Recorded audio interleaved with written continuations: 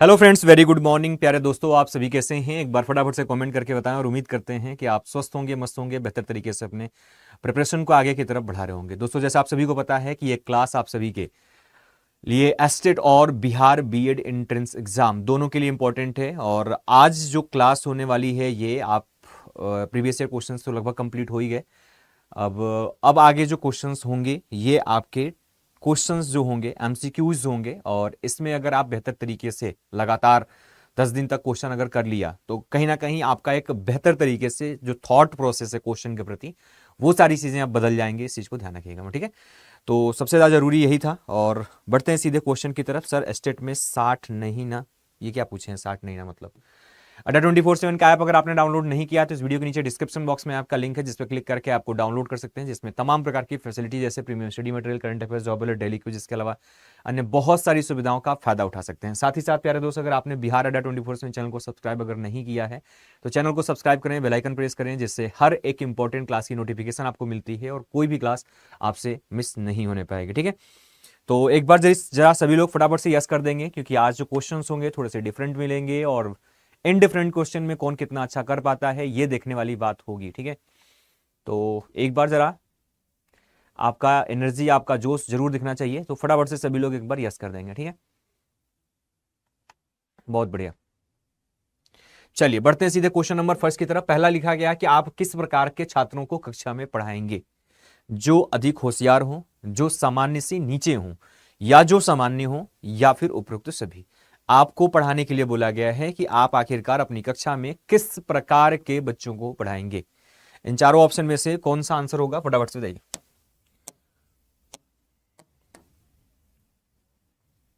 जल्दी करिए। अब तक तो आंसर आ जाने चाहिए थे।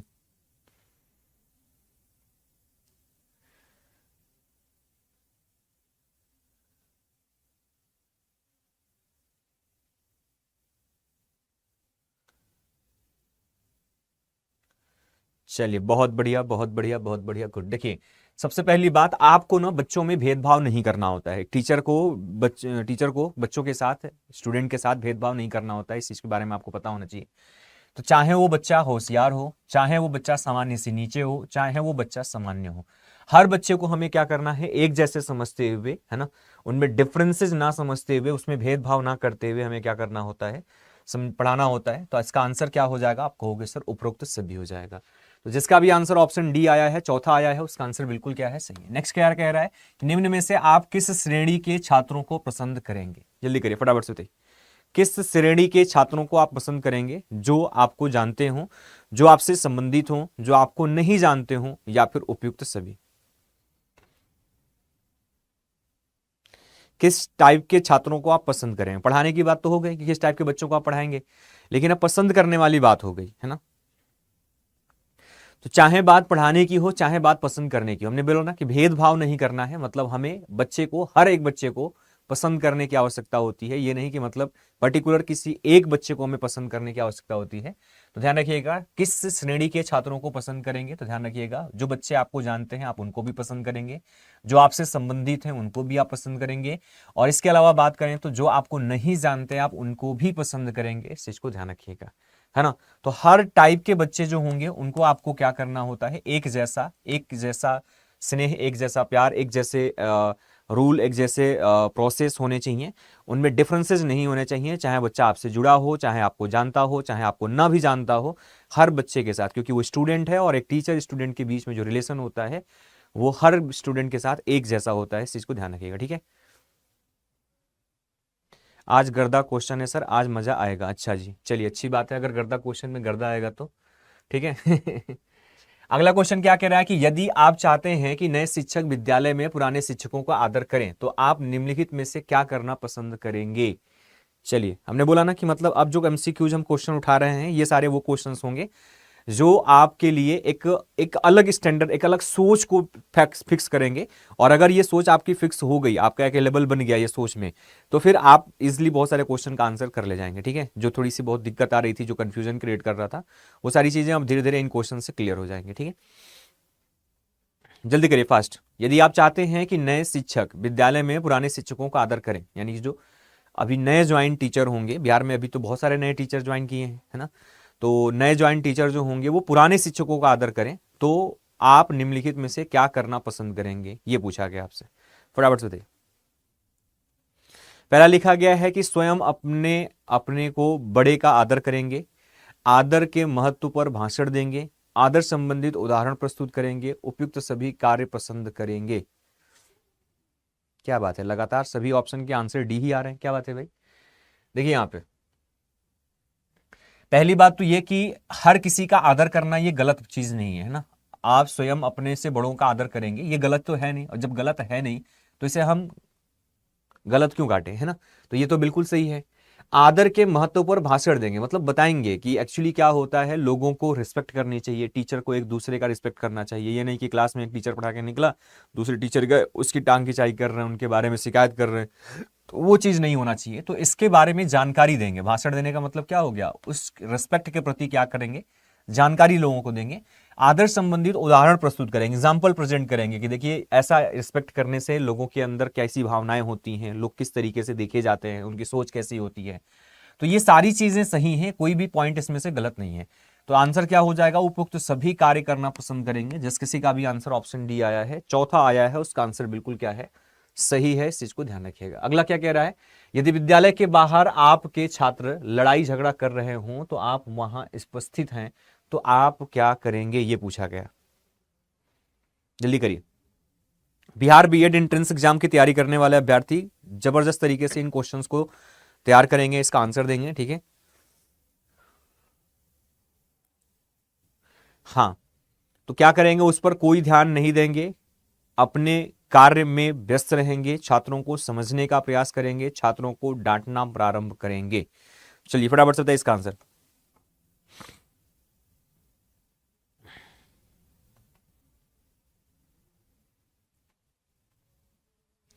हाँ बिल्कुल, देखिए सबसे पहली बात डांटना प्रारंभ कर देंगे, यहां पर बोला गया था, ये ऑलरेडी निगेटिव है। और उसके बाद बोला गया कोई ध्यान नहीं देंगे, बच्चा क्या कर रहा है, लड़ रहा है। टीचर का काम क्या होता है, ध्यान देना, ध्यान न देना ये क्या हो जाएगा, गलत हो जाएगा। आप अपने कार्य में व्यस्त रहेंगे, भाई टीचर का कार्य ही यही है कि बच्चों के ऊपर क्या करे, ध्यान दे। और आप अपने कार्य में व्यस्त रहेंगे, तो कैसा कार्य जिसमें व्यस्त रहेंगे और उसके बाद भी बच्चा क्या कर रहा है, बच्चा क्या कर रहा है, लड़ाई लड़ रहा है, झगड़ा कर रहा है। ध्यान रखिएगा, यहां पर क्या हो जाएगा, छात्रों को समझाने का प्रयास करेंगे। ऑब्वियस सी बात है, इस सबसे परफेक्ट आंसर हो जाएगा। जिसका भी आंसर ऑप्शन थर्ड आया है, तीसरा आया है, उसका आंसर बिल्कुल क्या है, सही है। अगला क्वेश्चन क्या कह रहा है कि यदि आपके विद्यालय में कोई शिक्षक शिक्षण कार्य नहीं करता है तो आप क्या उत्तरदायित्व, आपका उत्तरदायित्व क्या होगा, यह पूछा गया है।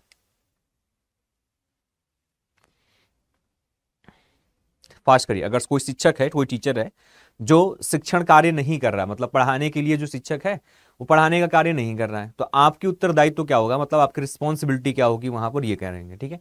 पहला लिखा गया है उसका कारण जानने का प्रयास करेंगे, क्या आखिरकार क्या प्रॉब्लम है, प्राचार्य को सूचित करेंगे, अन्य शिक्षकों के जानने का प्रयास करेंगे, और कोई मतलब नहीं रखेंगे।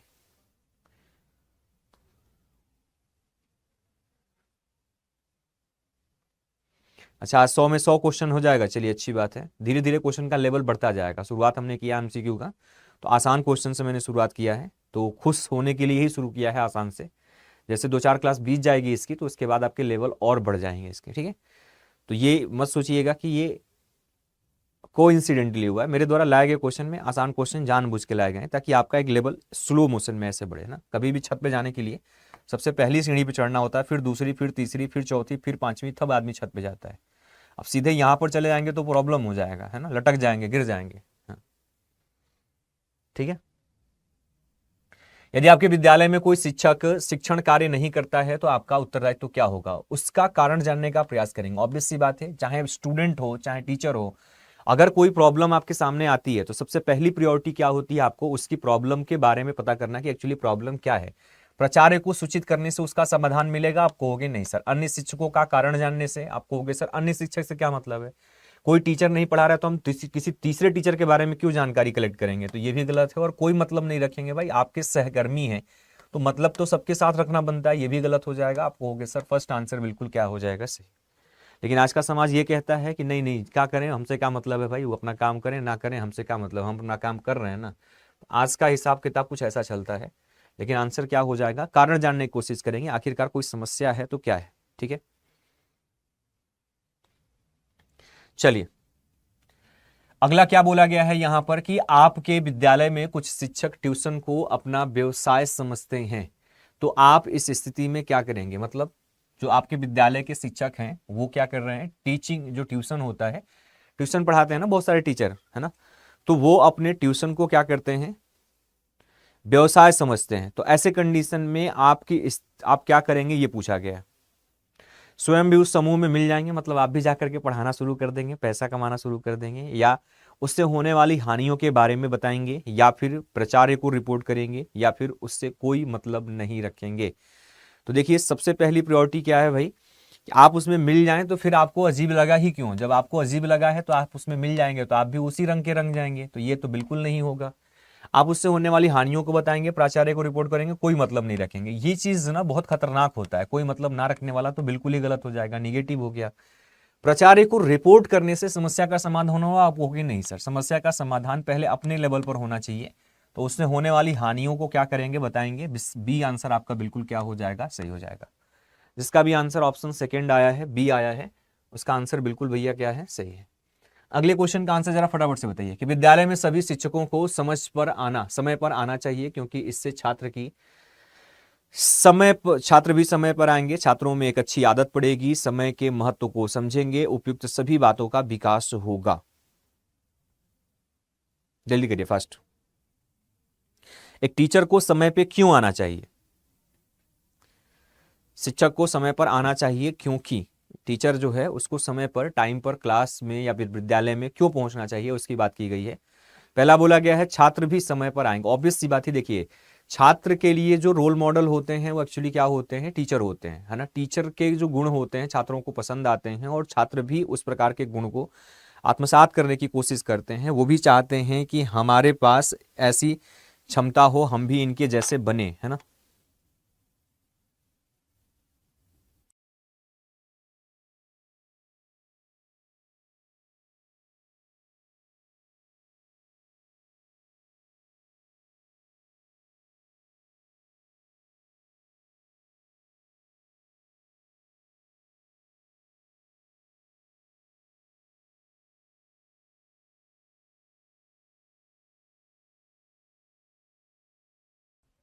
चलिए, तो लिखा गया विद्यालय में सभी शिक्षकों को समय पर आना चाहिए, क्योंकि इससे छात्र भी समय पर आएंगे। ये तो बात बिल्कुल सही है भाई, बच्चे क्या करेंगे, सीखेंगे उससे। दूसरा क्या बोला गया है यहां पर, छात्रों में एक अच्छी आदत पड़ेगी, जब समय से आएंगे तो ये तो एक अच्छा गुण हो गया ना, किसी भी कार्य को समय से कंप्लीट करना या टाइम पे पहुंचना, ये अच्छी आदत है, तो ऑब्वियस सी बात है स्टूडेंट के ऊपर इफेक्ट पड़ेगा।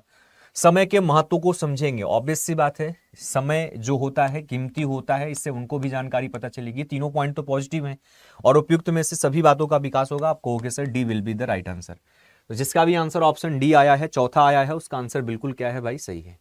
अगला क्वेश्चन क्या कह रहा है कि शिक्षक को अपने पाठ को छात्रों हेतु रुचिकर बनाने के लिए, फटाफट से बताइए क्या होगा इसका आंसर।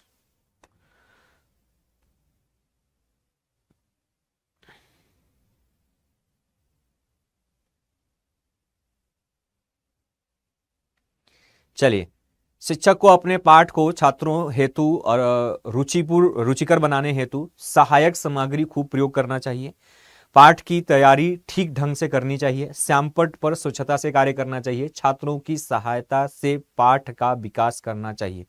फटाफट से बताइए इसका आंसर। किसकी बात की गई, जरा गौर से देखिए। क्वेश्चन में क्या बोला गया है कि शिक्षक को अपने पाठ को छात्रों हेतु रुचिकर बनाने के लिए, मतलब जो भी आप पढ़ा रहे हैं क्लास में टॉपिक, उस टॉपिक को इंटरेस्टेड बनाने के लिए, रुचिकर बनाने के लिए क्या करना चाहिए, सहायक सामग्री का खूब प्रयोग करना चाहिए। आप कहोगे सर ऐसा तो बताया गया था कि रुचिकर बनाने के लिए सहायक सामग्री का प्रयोग करेंगे, आप कहोगे हाँ। पाठ की तैयारी ठीक ढंग से करनी चाहिए, मतलब जो आप पाठ योजना बना रहे हैं उसकी भी प्लानिंग अच्छे तरीके से होनी चाहिए, आप कहोगे ये भी सही है। श्यामपट्ट पर स्वच्छता से कार्य करना चाहिए, आप कहोगे सर ये भी सही है। छात्रों की सहायता से पाठ का विकास करना चाहिए। अब देखो बात जब सहायता किया गई है ना, तो सबसे ज्यादा कार्य कोई इंटरेस्टिंग कब होता है, जब हम किसी बच्चे को क्या करते हैं, उसमें इंक्लूड करते हैं। अब यहां पर ऑप्शन में ऐसा कहीं नहीं दिया गया कि इनमें से सभी, हालांकि सभी सही लग रहे हैं कहीं ना कहीं अपने अपने पॉइंट के हिसाब से, लेकिन किसी भी कार्य को या किसी भी टीचिंग प्रोसेस को सबसे ज्यादा इंटरेस्टिंग तब बनाया जा सकता है जब बच्चे को क्या करते हैं, हम उसमें इन्वॉल्व करते हैं। बच्चा भी उसमें करके सीखने की भावना से या करके सीखता है, तो बच्चा उसमें क्या होता है, सबसे ज्यादा इंटरेस्टेड होता है। इस चीज को ध्यान रखिएगा। तो इन सब के अकॉर्डिंग, इन सब में से सबसे ज्यादा बेटर क्या हो जाएगा, छात्रों की सहायता से पाठ विकास करना चाहिए, मतलब टॉपिक को आगे बढ़ाना चाहिए। आप कहोगे सर डी आंसर आपका बिल्कुल क्या हो जाएगा, सही हो जाएगा। छात्र को समझना, छात्र के अकॉर्डिंग किसी कार्य को करना, ये सबसे ज्यादा इंटरेस्टिंग होता है। ठीक है, तो उन चारों में से आंसर क्या हो जाएगा, डी हो जाएगा। हालांकि वो बाकी पॉइंट जो थे वो अपने अपने जगह पे बिल्कुल क्या थे, सही थे। ठीक है, अगला बोला गया कक्षा में छात्रों का ध्यान अपनी ओर किस प्रकार आकर्षित करें। मतलब कौन सा वो प्रोसेस होगा जिसके माध्यम से कक्षा में छात्रों का ध्यान को हम क्या कर सकते हैं, आकर्षित कर सकते हैं, अपनी तरफ अट्रैक्ट कर सकते हैं छात्रों को, ये पूछा गया। फटाफट से थे। पहला बोला गया छात्रों में जिज्ञासा का विकास करें। दूसरा बोला गया कक्षा में जोर से बोलेंगे। अच्छा, तीसरा बोला गया विशेष प्रकार के वस्त्र पहनेंगे, भाषण ठीक प्रकार से तैयार करेंगे। अब बता दो भैया इसमें से आंसर क्या होगा।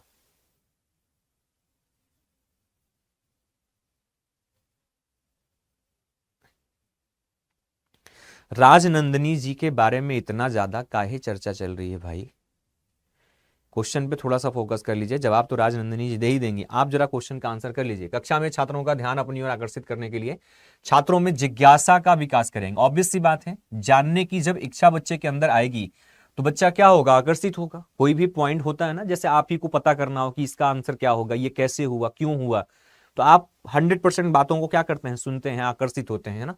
तो ये पॉइंट तो आपका बिल्कुल सही है। आप जरा बताओ कि आकर्षित करने के लिए जोर से बोलेंगे तो बच्चा आकर्षित होगा, आप कहोगे नहीं सर। जिज्ञासा पैदा करना, जानने की इच्छा पैदा करना, ऐसी एक्टिविटी करना जिससे बच्चा जानने की कोशिश करे। चिल्लाने से या कपड़ा पहन लेने से बच्चा आपकी तरफ आकर्षित हो जाएगा, आप कहोगे नहीं सर। खूब बढ़िया पैंट शर्ट पहन के गए हैं, मैडम जी है तो खूब बढ़िया अपना सूट सलवार पहन करके गई हैं, अब भैया मैम चमकौआ एकदम पहनी है, तो क्या उससे बच्चा आकर्षित हो जाएगा, नहीं। बच्चे को आकर्षित करने का मतलब वो जिस टॉपिक को आप पढ़ा रहे हैं उस चीज को ध्यान देने लगे। तो वस्त्र पहनने से या जोर से बोल देने से या ठीक प्रकार से भाषण कर देने से नहीं, बच्चे को जानकारी चाहिए, बच्चे को जानकारी के प्रति आपको इंटरेस्टेड करना है। तो ऑब्वियस सी बात है उसके अंदर जिज्ञासा पैदा करना होगा। और जिज्ञासा पैदा करने के बहुत सारे एक्टिविटीज होती हैं, उन एक्टिविटीज को करना होता है। जैसे किसी टॉपिक के रिगार्डिंग बच्चे के अंदर हमें जिज्ञासा अगर पैदा करना है तो हम उस टॉपिक से रिलेटेड ऐसे ऐसे एग्जाम्पल या ऐसे ऐसे विषय वस्तु को टीचिंग लर्निंग मटेरियल में लेकर के जाते हैं, ताकि बच्चे का ध्यान बाय डिफॉल्ट उस टॉपिक की तरफ होने लगता है कि हाँ ये कैसे है, क्या है, क्यों है। ठीक है, कुछ लोगों को बहुत ज्यादा मजा आ गया क्या भाई, चलिए अच्छी बात है। अगला बोला गया शिक्षक को प्रत्येक छात्र के साथ व्यवहार करना चाहिए, कैसा, फटाफट से बताइए।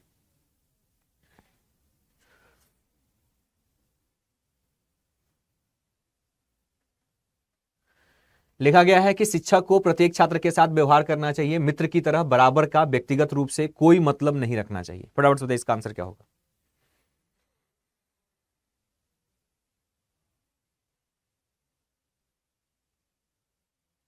देखिए, शिक्षक के साथ, शिक्षक को टीचर के, सॉरी विद्यार्थी के साथ ना भेदभाव नहीं करना चाहिए। भेदभाव नहीं करना चाहिए तो पहली बात तो ये कि व्यक्तिगत रूप से नहीं होना चाहिए और कोई मतलब नहीं रखना चाहिए। 2 पॉइंट तो आपके गलत हो गए, है ना। अब देखो होता क्या है कि एक विद्यार्थी के साथ हमारा ऐसा बिहेवियर होना चाहिए जिससे बच्चा अपने बातों को कहने या प्रश्न पूछने में कंफर्ट फील कर सके, किसी भी बात को हमसे आसानी से इजिली क्या कर सके, पूछ सके। तो उसका एक ही वे होता है जो आपका मित्रवत तरीका होता है, इस चीज को ध्यान रखिएगा। मतलब आप उसको इस तरीके से ट्रीट करिए ताकि वो अपनी सभी बातों को बता सके, अपनी सभी प्रॉब्लम को कह सके, अपने सारे क्वेश्चंस को पूछ सके, उसमें किसी प्रकार का हेजिटेशन हो ना हो, बराबर का ना कह करके आंसर क्या हो जाएगा, मित्रवत व्यवहार होना चाहिए। ये नहीं कि हम गुरु जी हैं मतलब हम कुर्सी पे बैठेंगे और आप स्टूडेंट जी हैं तो आप नीचे बैठेंगे, आप हमारी तरफ देख नहीं सकते, आप हमारी तरफ बात नहीं कर सकते, हम बहुत बड़े महान हैं, ऐसा नहीं होना चाहिए। ठीक है, अगला बोला गया है कि शिक्षक की कार्य कुशलता निर्भर करती है प्राचार्य की रिपोर्ट पर, छात्रों के मूल्यांकन पर, स्वयं के मूल्यांकन पर या अन्य शिक्षकों के मूल्यांकन पर। शिक्षक की कार्यकुशलता, कार्यकुशलता का मतलब जो एक टीचर है उसका कार्य कितना अच्छा है, कितना खराब है, ये किस चीज के ऊपर डिपेंड करता है, ये आपसे पूछा गया। फटाफट से बताइए, एक टीचर का कार्य कितना अच्छा है ये किस चीज के ऊपर डिपेंड करता है। तो ऑब्वियस सी बात है, शिक्षक ने, टीचर ने कार्य किसके ऊपर किया, विद्यार्थी ने। अब विद्यार्थी का जितना परिवर्तन हुआ होगा, पॉजिटिव परिवर्तन होगा, निगेटिव परिवर्तन होगा, ठीक है, हाँ बिल्कुल ज्योग्राफी की क्लास होगी आज, ठीक है, जितना भी परिवर्तन हुआ रहेगा, पॉजिटिव परिवर्तन, निगेटिव परिवर्तन, उसके हिसाब से ही जज किया जाता है कि हाँ टीचर महोदय ने कितना अच्छे तरीके से काम किया है। बच्चों ने अगर नहीं सीखा तो उसमें बच्चों की गलती नहीं, उसमें किसकी गलती है, टीचर की गलती है। लेकिन ये बच्चों के लिए है, एक अध्यापक के लिए नहीं है, आप अपने लेवल पे मत समझ लीजिएगा। ठीक है, ये आपके लेवल की बात अलग हो जाती है। छोटे लेवल का हमें एटमॉस्फेयर देना होता है, माहौल देना होता है, ऐसा कंडीशन क्रिएट करना होता है ताकि बच्चा सीखे। अब यहाँ पर आप जो खुदे गुरुजी को हम गुरुजी बना रहे हैं, है ना, आप खुदे गुरुजी लोग हैं आप लोग, तो आप लोगों के साथ वो कंडीशन फुलफिल नहीं करता है, इस चीज को ध्यान रखिएगा। तो शिक्षक की कार्य कुशलता निर्भर करती है प्राचार्य की रिपोर्ट के ऊपर। आप कहोगे नहीं सर, प्राचार्य की रिपोर्ट से क्या मतलब है? छात्रों का मूल्यांकन। जी हाँ, छात्रों का में जितना परिवर्तन हुआ होगा उसके आधार पे, स्वयं के मूल्यांकन पर नहीं होगा। अन्य शिक्षकों किसी दूसरे टीचर के मूल्यांकन से क्या ही मतलब है? तो आंसर क्या हो जाएगा? आप कहोगे सर छात्रों के मूल्यांकन से। क्या हो जाएगा? छात्रों के मूल्यांकन से। सेकंड आंसर आपका बिल्कुल क्या हो जाएगा दोस्त? सही हो जाएगा। ठीक है, अगले क्वेश्चन का आंसर जरा फटाफट से बताइए। अपने विद्यालय में कुछ शिक्षक गुट बना लेते हैं, इसके संबंध में आपकी क्या प्रतिक्रिया होगी? मतलब जैसे होता है ना कि 3-4 टीचर मिल गए या अलग ग्रुप बना लिए, तो ऐसे कंडीशन में आपकी प्रतिक्रिया पूछा गया कि ऐसे कंडीशन में आपकी प्रतिक्रिया क्या होगी?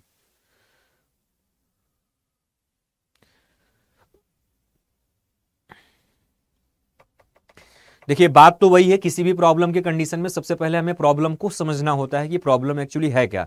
लेकिन प्रॉब्लम समझने के लिए ऐसा कहीं बात बोली कि तटस्थ रहेंगे, मतलब एकदम ग्रुप बनाए रहेंगे, उसमें कोई परिवर्तन नहीं होगा, तो ये तो बिल्कुल गलत हो गया। क्योंकि ग्रुप बनाना थोड़ा सा क्या होता है, निगेटिव होता है। ठीक है, उन शिक्षकों को गुड न बनाने की सलाह देंगे, उन शिक्षकों को सूचना प्राचार्य को देंगे, तो भाई कंप्लेन करना प्राचार्य से ये भी कहना गलत हो जाएगा। प्रबंध समिति को सूचित करेंगे, तो ये भी कहना क्या होगा, गलत होगा। सबसे पहली प्रायोरिटी किसी भी कंडीशन में अगर कोई प्रॉब्लम आती है तो उस प्रॉब्लम का रीजन जानना आपकी पहली प्रायोरिटी होती है, और उस रीजन को, उस प्रॉब्लम को दूर करने की कोशिश करना सबसे पहली प्रायोरिटी होती है। तो उन शिक्षकों को गुट ना बनाने के लिए सलाह देना यहां पर सबसे बेहतर होगा। इस चीज को ध्यान रखिएगा। प्रॉब्लम को समझना, उस प्रॉब्लम को समाधान करना सबसे पहला फेज होना चाहिए। देन बाद की बात है कि आपके कोशिश करने के बाद भी कोई परिवर्तन नहीं हुआ तो आप प्रधानाचार्य के पास जाइए, चाहे सीधा डायरेक्ट पहुंच जाइए, चाहे आप सीधा राष्ट्रपति के पास पहुंच जाइए, वो बात की बात होती है। ठीक है, अगला बोला गया है कि विद्यालय बहुत सी सहगामी प्रक्रियाओं की व्यवस्था करता है, इनके प्रति आपका क्या दृष्टिकोण है? क्या पूछा गया है? बहुत सारी सहगामी क्रियाओं को व्यवस्था सहगामी क्रियाओं को व्यवस्था करता है, इसके प्रति आपका क्या दृष्टिकोण है, ये पूछा गया। कोई विशेष प्रतिक्रिया नहीं होगी, सभी क्रियाओं में योगदान देंगे, केवल उनमें जिसमें रुचि होगी, केवल उनमें जिनमें प्राचार्य कहेंगे। चलिए फटाफट से बताइए इसका आंसर।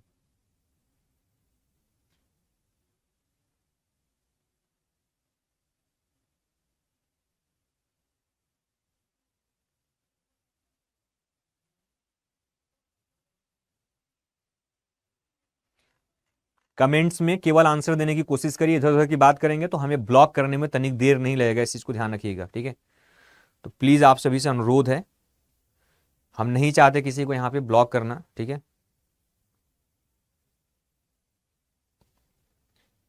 चलिए अगले क्वेश्चन का आंसर फटाफट से दें। क्या लिखा गया क्वेश्चन यहां पर? विद्यालय बहुत सी सहगामी क्रियाओं की व्यवस्था करता है, इसके प्रति आपका क्या दृष्टिकोण होगा? कई विशेष प्रतिक्रिया कोई विशेष प्रतिक्रिया नहीं देंगे। देखो, कोई विशेष प्रतिक्रिया नहीं देना, प्रतिक्रिया न देना, तो ये तो ऐसे ही गलत हो गया। सभी क्रियाओं में योगदान देंगे, ठीक है, केवल उनमें जिनमें रुचि होगी, ये भी आपका गलत है ना। विद्यालय की प्रतिक्रिया है तो आपका इंटरेस्ट हो या ना हो, एक टीचर होने के नाते, आप स्टूडेंट नहीं है कि आपका इंटरेस्ट रहेगा तभी आपको वहां पर कार्य करना। आप एक टीचर होने के नाते, है ना, वहां पर ये कार्य तो नहीं करेंगे। और उसके अलावा केवल उनमें जिनमें प्राचार्य कहेंगे, तो ये भी आपको गलत हो जाएगा, इस चीज को ध्यान रखिएगा। सभी क्रियाओं में योगदान देंगे, ये आपका आंसर परफेक्ट बिल्कुल क्या हो जाएगा, सही हो जाएगा। ठीक है, तो जिस किसी का भी आंसर ऑप्शन बी आया है उसका आंसर बिल्कुल क्या है, सही है। अगला क्वेश्चन क्या कह रहा है कि आजकल समाज शिक्षकों को अच्छी नजर से नहीं देखता, इसका क्या कारण हो सकता है? यानी किस कारण के वजह से जो समाज है वो एक अध्यापक को, एक टीचर को अच्छे निगाह से नहीं देखता, मतलब पसंद नहीं करता, ऐसा कह सकते हो अपनी भाषा में। पहला बोला कि शिक्षक अपना कार्य लगन से नहीं करते, दूसरा अधिक ट्यूशन करते हैं, तीसरा राजनीति में अधिक रुचि लेते हैं, चौथा बोला गया उपयुक्त सभी कारण है। ऐसा क्या कारण है जिसके वजह से आज समाज जो है शिक्षकों को अच्छी नजर से नहीं देखते, ये बोला गया है। तो इनमें से ऐसा कारण क्या हो सकता है? पहला बोला गया अपना कार्य लगन से नहीं करते। ऑब्वियस सी बात है, देखो सबसे पहली बात, जो जिस कार्य के लिए बना है वो अपना कार्य अगर नहीं करेगा तो ऑब्वियस सी बात है कोई पर्सन उसको उस निगाह से नहीं देखेगा। ये पॉइंट तो आपका बिल्कुल सही है, आप कहोगे हाँ। अधिक ट्यूशन करते हैं। मतलब अगर विद्यालय में पढ़ाने की जगह है तो आप विद्यालय में नहीं पढ़ाएंगे और आप ही बगल में विद्यालय के बाहर कोचिंग खोल लिए, ट्यूशन खोल लिए, और अगर आप वहां पढ़ा रहे हैं तब भी आपको कोई रिस्पेक्ट नहीं देगा, क्योंकि भाई आप ही टीचर हो जो विद्यालय में हो, पढ़ाना चाहिए, आपको पर्याप्त टाइम मिल रहा है, आप वहां पे नहीं पढ़ा रहे हो। राजनीति में अधिक रुचि लेते हैं। जी हाँ, बाहरी जो गतिविधियां हैं, बाहरी एक्टिविटी जो है, उसमें एक टीचर का रोल नहीं होना चाहिए, स्पेशली विद्यालय के अंतर्गत रहते हुए। लेकिन यहाँ पर भी ये चीजें देखने को मिलती हैं। तो ये कई सारे रीजन हैं जिसके वजह से समाज जो है वो टीचर्स को अच्छी निगाह से नहीं देखता। ये सभी कारण हो जाएंगे। आंसर डी बिल्कुल क्या हो जाएगा आपका, सही हो जाएगा, जिसका भी आंसर डी है सही है। अगला क्वेश्चन बोला गया, समय चक्र में विषय के वितरण का क्या आधार होना चाहिए। समय चक्र में विषयों के वितरण का आधार पूछा गया कि विषय के वितरण का आधार क्या होना चाहिए। विषयों की कठिनाई के आधार पर, छात्रों की रुचि के आधार पर, कोई आधार नहीं होना चाहिए, उपयुक्त के अतिरिक्त अन्य कोई आधार। जल्दी करिए।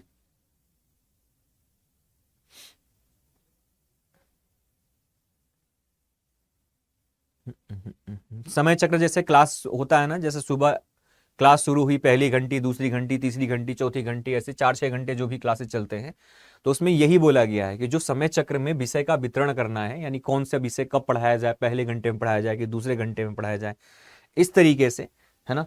तो इसमें यही बोला गया है कि मतलब जो वितरण है वो किस आधार पर होना चाहिए, विषयों की कठिनाई के आधार पर होना चाहिए, छात्रों की रुचि के आधार पर होना चाहिए, कोई आधार नहीं होना चाहिए, उपयुक्त के अतिरिक्त अन्य कोई नहीं। देखो होता है सबसे बड़ा रोल क्या, किसी भी चीज का जो प्रेजेंटेशन होता है एक सिस्टमैटिक वे से होना चाहिए। अगर वो सिस्टमैटिक वे से नहीं है तो फिर वो आपको प्रॉब्लम करना तय है, इस चीज को ध्यान रखिएगा। जैसे बहुत सारी चीजें आप देखते होंगे, फंक्शन होते हैं, कोई ओकेजन होता है, तो उसमें एक प्लान बनाया गया होता है कि पहले लोगों को क्या प्रेजेंट करना है, और लास्ट में आप देखते होंगे बहुत सारे अच्छे जो प्रेजेंटेशन होते हैं सबसे लास्ट में रखे गए होते हैं, ताकि लोग उस समय तक क्या रहें, इंटरेस्टेड रहें, या फिर बोर ना होने पाए, फिर बाद में कोई हल्की एक्टिविटी कराने पर लोग उठ के चले ना जाएं। बहुत सारी चीज़ों को सोचना होता है। तो ऐसे बच्चों के साथ भी जो क्लास ड्यूरेशन होता है उसके हिसाब से विषय का डिवाइडेशन सोचना होता है। तो सबसे पहले बात तो यहाँ पर जो बोला गया कोई आधार नहीं होना चाहिए, तो आपका बिल्कुल गलत हो गया, और उपयुक्त के अतिरिक्त अन्य कोई आधार होना चाहिए। पहला बोला गया विषय की कठिनाइयों के आधार पर, दूसरा बोला गया छात्रों की रुचि के आधार पर। तो देखो स्टूडेंट का इंटरेस्ट तो जरूर होना चाहिए, लेकिन उसमें भी अगर हम देखें तो छात्र को तो ये पता ही नहीं है, जब उसको पढ़ा ही नहीं है, जो चीज अभी पढ़ेगा बच्चा, तो उसको तो ये पता ही नहीं है कि मतलब क्या टफ है क्या आसान है। तो हमेशा ध्यान रखिएगा विषय की जो कठिनाई होती है उसके आधार पर हमारा क्या होना चाहिए, समय चक्र विषय का वितरण होना चाहिए। कुछ ऐसी क्लासेस जो बोरिंग, बहुत सारे होते हैं ना, जैसे कुछ हिस्टोरिकल का सब्जेक्ट होते हैं, कुछ टेक्निकल सब्जेक्ट होते हैं जिसमें आपको माइंड लगाना होता है, तो आपको सबसे पहले ऐसा सब्जेक्ट नहीं रखना चाहिए जिसमें बच्चे का इंटरेस्ट न जागृत होता है। जैसे एग्जांपल की हम बात करें तो जैसे हिस्ट्री हो गया या फिर जीएस वाले पोर्शन हो गया, इसमें बहुत सारे बच्चों का ना मन थोड़ा सा डाउन होने लगता है, कहानी की तरह सुनने नहीं पसंद। क्रिएटिव जो सब्जेक्ट होता है, जिसे करके सीखना या थोड़ा सा टेक्निकल चीजें होती हैं, उसमें बच्चा ज्यादा इंटरेस्ट लगाता है। तो विषय की कठिनाई के आधार पर होना चाहिए, इस चीज को ध्यान रखिएगा इस यहाँ पे, ठीक है। तो जिसका भी आंसर फर्स्ट आया है उसका आंसर बिल्कुल क्या हो जाएगा, सही हो जाएगा। अगला बोला गया प्रत्येक घंटे के पश्चात कुछ समय शिक्षण न किया जाए तो उससे क्या लाभ होगा। यानी हर घंटे के बाद अगर कुछ देर तक शिक्षण ना किया जाए, जैसे 1 घंटे की क्लास हो गई या आधे घंटे की क्लास हो गई, उसके बाद 10 मिनट 5 मिनट तक ब्रेक दिया जाए, तो इससे क्या इफेक्ट पड़ेगा, क्या लाभ होगा, यह पूछा गया है आपसे।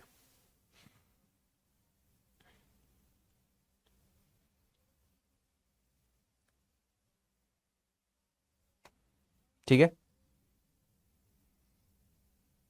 कई लोगों का पिछले क्वेश्चन में आंसर यह था कि छात्रों के इंटरेस्ट के अनुसार। देखो छात्रों का इंटरेस्ट तो तब होता है जब बच्चा क्या करता है, उस विषय के बारे में ऑलरेडी जानता हो, ठीक है। हाँ, और जो बच्चे का सबसे ज्यादा इंटरेस्ट जिसमें रहता है, ऑब्वियस सी बात है उस सब्जेक्ट को हम पहले रखेंगे, और ऑब्वियस सी बात है कि इंटरेस्ट किसमें सबसे ज्यादा रहेगा, तो विषय की कठिनता के आधार पर, मतलब जो विषय आसान होगा उसमें ज्यादा इंटरेस्ट होगा, जो विषय थोड़ा सा टफ होगा उसका इंटरेस्ट कम होगा। तो वो इंटरेस्ट तो उसके टफनेस और हार्डनेस की वजह से आ जाती है, इस चीज को ध्यान रखिएगा, ठीक है। देखिए आगे क्या बोला गया है कि यदि प्रत्येक घंटे के पश्चात कुछ समय छात्रों शिक्षक न दिए कुछ समय शिक्षण न किया जाए तो उससे क्या लाभ होगा। छात्रों ने जो विषय पढ़ा है वो अच्छी तरीके से शोषित होगा, मतलब उसके बारे में सोच सकेंगे, डिस्कस कर सकेंगे। जैसे होता है कि कोई भी चीज अभी बच्चा पढ़ा और उसे 5 मिनट 10 मिनट का टाइम दे दिए, तो बच्चा क्या करता है, अगर पढ़ने के मूड में है तो वो दूसरे बच्चे से जो भी छोटा मोटा डाउट होता है उसको पूछता है, क्लियर करता है, कन्फ्यूजन को दूर करता है, तो थोड़ा सा उससे जो भी समस्याएं रहती हैं वो क्लियर होते हैं, छात्र आगे विषय को ठीक से समझने को तैयार हो जाता है। देखो होता क्या है कि आप तुरंत अगर अगली क्लास शुरू कर दोगे तो उसमें दिक्कत ये होगा कि बच्चे का माइंड अभी पिछले सब्जेक्ट की तरफ डाइवर्ट हुआ होगा, ठीक है, और आप दूसरा सब्जेक्ट कराएंगे तो वो पूरी तरीके से प्रिपेयर नहीं होगा उस चीज को समझने के लिए, छात्रों को थकान समाप्त हो जाएगी, ये भी पॉइंट आपका सही है। मतलब कुल मिलाकर के माइंड जो होगा उसका एकदम फ्रेश हो जाएगा, थोड़ा सा बात उत कर लेगा, इधर उधर कर लेगा, पानी उनी पी लेगा, घूम लेगा, टहल लेगा, तो आंसर क्या हो जाएगा, उपयुक्त तो सभी हो जाएगा। जिसके सी का भी आंसर ऑप्शन डी आया है, चौथा आया है, उसका आंसर बिल्कुल क्या है, सही है। अगला क्वेश्चन क्या कह रहा है कि उच्च शिक्षा प्राप्त करने के बाद आप क्या पसंद करेंगे, जल्दी करिए फास्ट।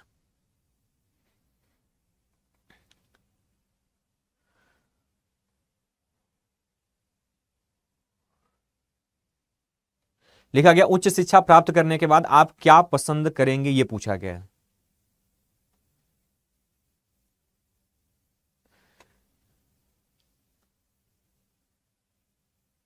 ध्यान देना, उच्च शिक्षा की बात की गई, उच्च शिक्षा प्राप्त करने के बाद आप क्या पसंद करेंगे, घर के पास विद्यालय में शिक्षक बनना, सरकारी नौकरी प्राप्त करना, अंग्रेजी स्कूल में काम करना, कहीं भी शिक्षण कार्य करना। देखिए उच्च शिक्षा अगर आपको प्राप्त हो गई, मतलब आप उच्च शिक्षा में हम लोग मास्टर्स या उसके ऊपर की शिक्षा की बात करते हैं, है ना, तो अगर आपको उच्च शिक्षा प्राप्त हो गई तो आप क्या करना पसंद करेंगे, घर के पास विद्यालय में शिक्षक बनना पसंद करेंगे, सरकारी नौकरी प्राप्त करना पसंद करेंगे, अंग्रेजी स्कूल में काम करना पसंद करेंगे, कहीं भी शिक्षण कार्य करेंगे। तो ये जो कहीं भी शिक्षण कार्य करना है, किसी को भी अगर उच्च शिक्षा प्राप्त हो गई तो किसी भी जगह पर किसी भी को भी आप क्या कर सकते हैं, पढ़ा सकते हैं, ये ज्यादा बेटर होगा। पर्टिकुलर कोई एक पर्टिकुलर चीज को डिसाइड करना नहीं, तो अंग्रेजी स्कूल में काम करना पर्टिकुलर एक टारगेट हो गया, या फिर सरकारी नौकरी या घर के पास विद्यालय, ये भी आपके लिए एक पर्टिकुलर रेंज हो गया। तो आपने अगर उच्च शिक्षा प्राप्त कर लिया तो किसी भी जगह पर कहीं भी क्या कर सकते हैं, पढ़ा सकते हैं, तो डी आंसर इसके लिए परफेक्ट हो जाएगा। अगला बोला गया है उच्च शिक्षा प्राप्त करने पर आप क्या करेंगे यदि आपको इस राज्य में शिक्षक का पद नहीं मिलता है, तो है ना, अगर आपने उच्च शिक्षा प्राप्त कर लिया और आपको टीचर का पद नहीं मिलता है तो उस कंडीशन में आप क्या करेंगे, ये पूछा गया है।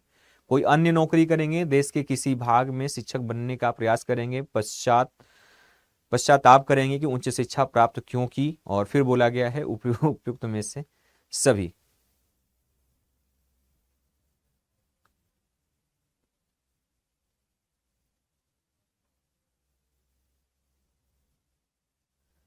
चलिए फटाफट से इसका आंसर बताइए क्या होगा। उच्च शिक्षा प्राप्त करने पर आप क्या करेंगे यदि आपको इस राज्य में शिक्षक का पद नहीं मिलता है, तो अगला बोला गया कोई अन्य नौकरी करेंगे, देश के किसी भाग में शिक्षक बनने का प्रयास करेंगे। राज्य में बोला गया ना कि राज्य में शिक्षक का पद नहीं मिला, तो भाई देखो राज्य में शिक्षक का पद अगर नहीं मिला तो आप किसी अन्य जगह तो शिक्षक बन सकते हैं ना, आपको कि हाँ, पश्चाताप करना नेगेटिव हो गया यहाँ पर। अन्य नौकरी करेंगे मतलब जो आपने पढ़ाई किया उसको छोड़ करके कोई दूसरा रास्ता अपनाएंगे, ये भी गलत हो जाएगा। और उपयुक्त तो सभी तो बिल्कुल नहीं होगा, तो आंसर क्या हो जाएगा, देश के किसी भाग में शिक्षक बनने का प्रयास करेंगे। सेकेंड आंसर आपका बिल्कुल क्या हो जाएगा, सही हो जाएगा। अगला बोला गया है कि आपने अध्यापक का व्यवसाय क्यों अपनाया, आपके अभिभावक ये चाहते थे, आपके मित्र के कहने पर, आपके कुटुंब में इस व्यवसाय में कोई नहीं है और आपको इसमें रुचि है, इंटरेस्ट है, इस वजह से। जल्दी करिए फास्ट। अगर आप टीचर हैं और आपसे अगर कोई क्वेश्चन ये करे कि आपको आपने अब अध्यापक का व्यवसाय क्यों अपनाया, तो इसमें फिर आपका आंसर क्या होगा, ये पूछा गया है यहाँ पे, ठीक है। तो आपके अभिभावक के चाहने पे टीचर कोई पर्सन जो बनता है या कोई भी कोई पर्सन कार्य करता है, तो सबसे पहली बात ध्यान रखिएगा उसमें उसका अपना इन्वॉल्वेशन होता है, मतलब अपनी धारणा होती है, अपनी सोच होती है, उसमें किसी अन्य पर्सन के चाहने पे कहना ये बिल्कुल क्या होगा, निगेटिव होगा। मित्र के कहने पर भी क्या होगा, गलत होगा। आपके कुटुंब में यह व्यवसाय में कोई नहीं था, ये भी कहना गलत हो जाएगा। आपको इसमें इंटरेस्ट था, आप इसी वजह से किसी भी कार्य को करते हो, ठीक है। तो आंसर डी आपका बिल्कुल क्या हो जाएगा दोस्त, आपका सही हो जाएगा, ठीक है। अगला बोला गया व्यवसायिक निर्देशन की क्यों आवश्यकता पड़ती है, व्यवसायिक निर्देशन की आवश्यकता क्यों पड़ती है, यह पूछा गया है। हाँ, इंटरेस्ट होना चाहिए, रुचि होना चाहिए, बहुत बढ़िया। व्यवसायिक निर्देशन की क्यों आवश्यकता पड़ती है, इसके द्वारा छात्र किसी व्यवसाय को चुन सके, इसके द्वारा व्यक्ति अपनी रुचि के अनुसार कार्य कर सके। क्यों, क्योंकि व्यवसायों की अधिकता है, और फिर बोला गया भिन्न भिन्न व्यवसायों की समानता होने के कारण।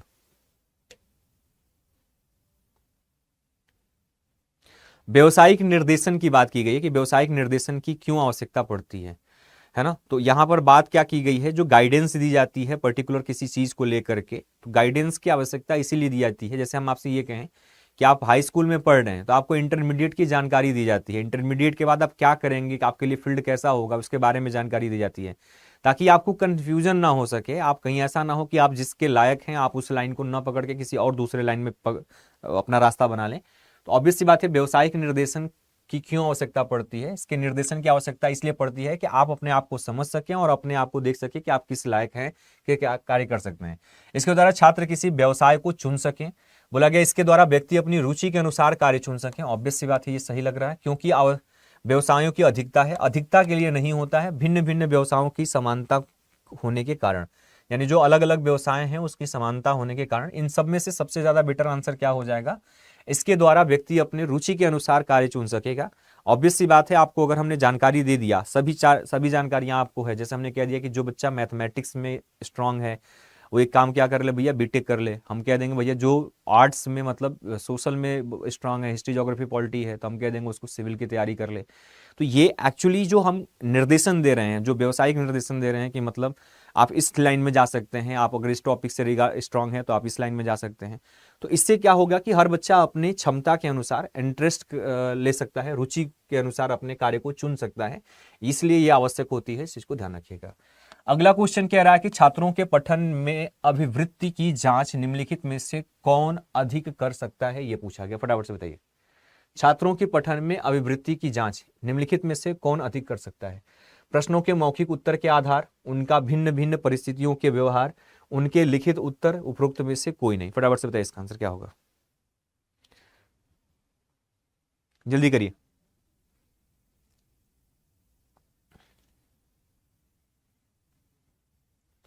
क्वेश्चन क्या बोला गया पहले अच्छे से पढ़िए, तब उसके बाद आंसर दीजिए।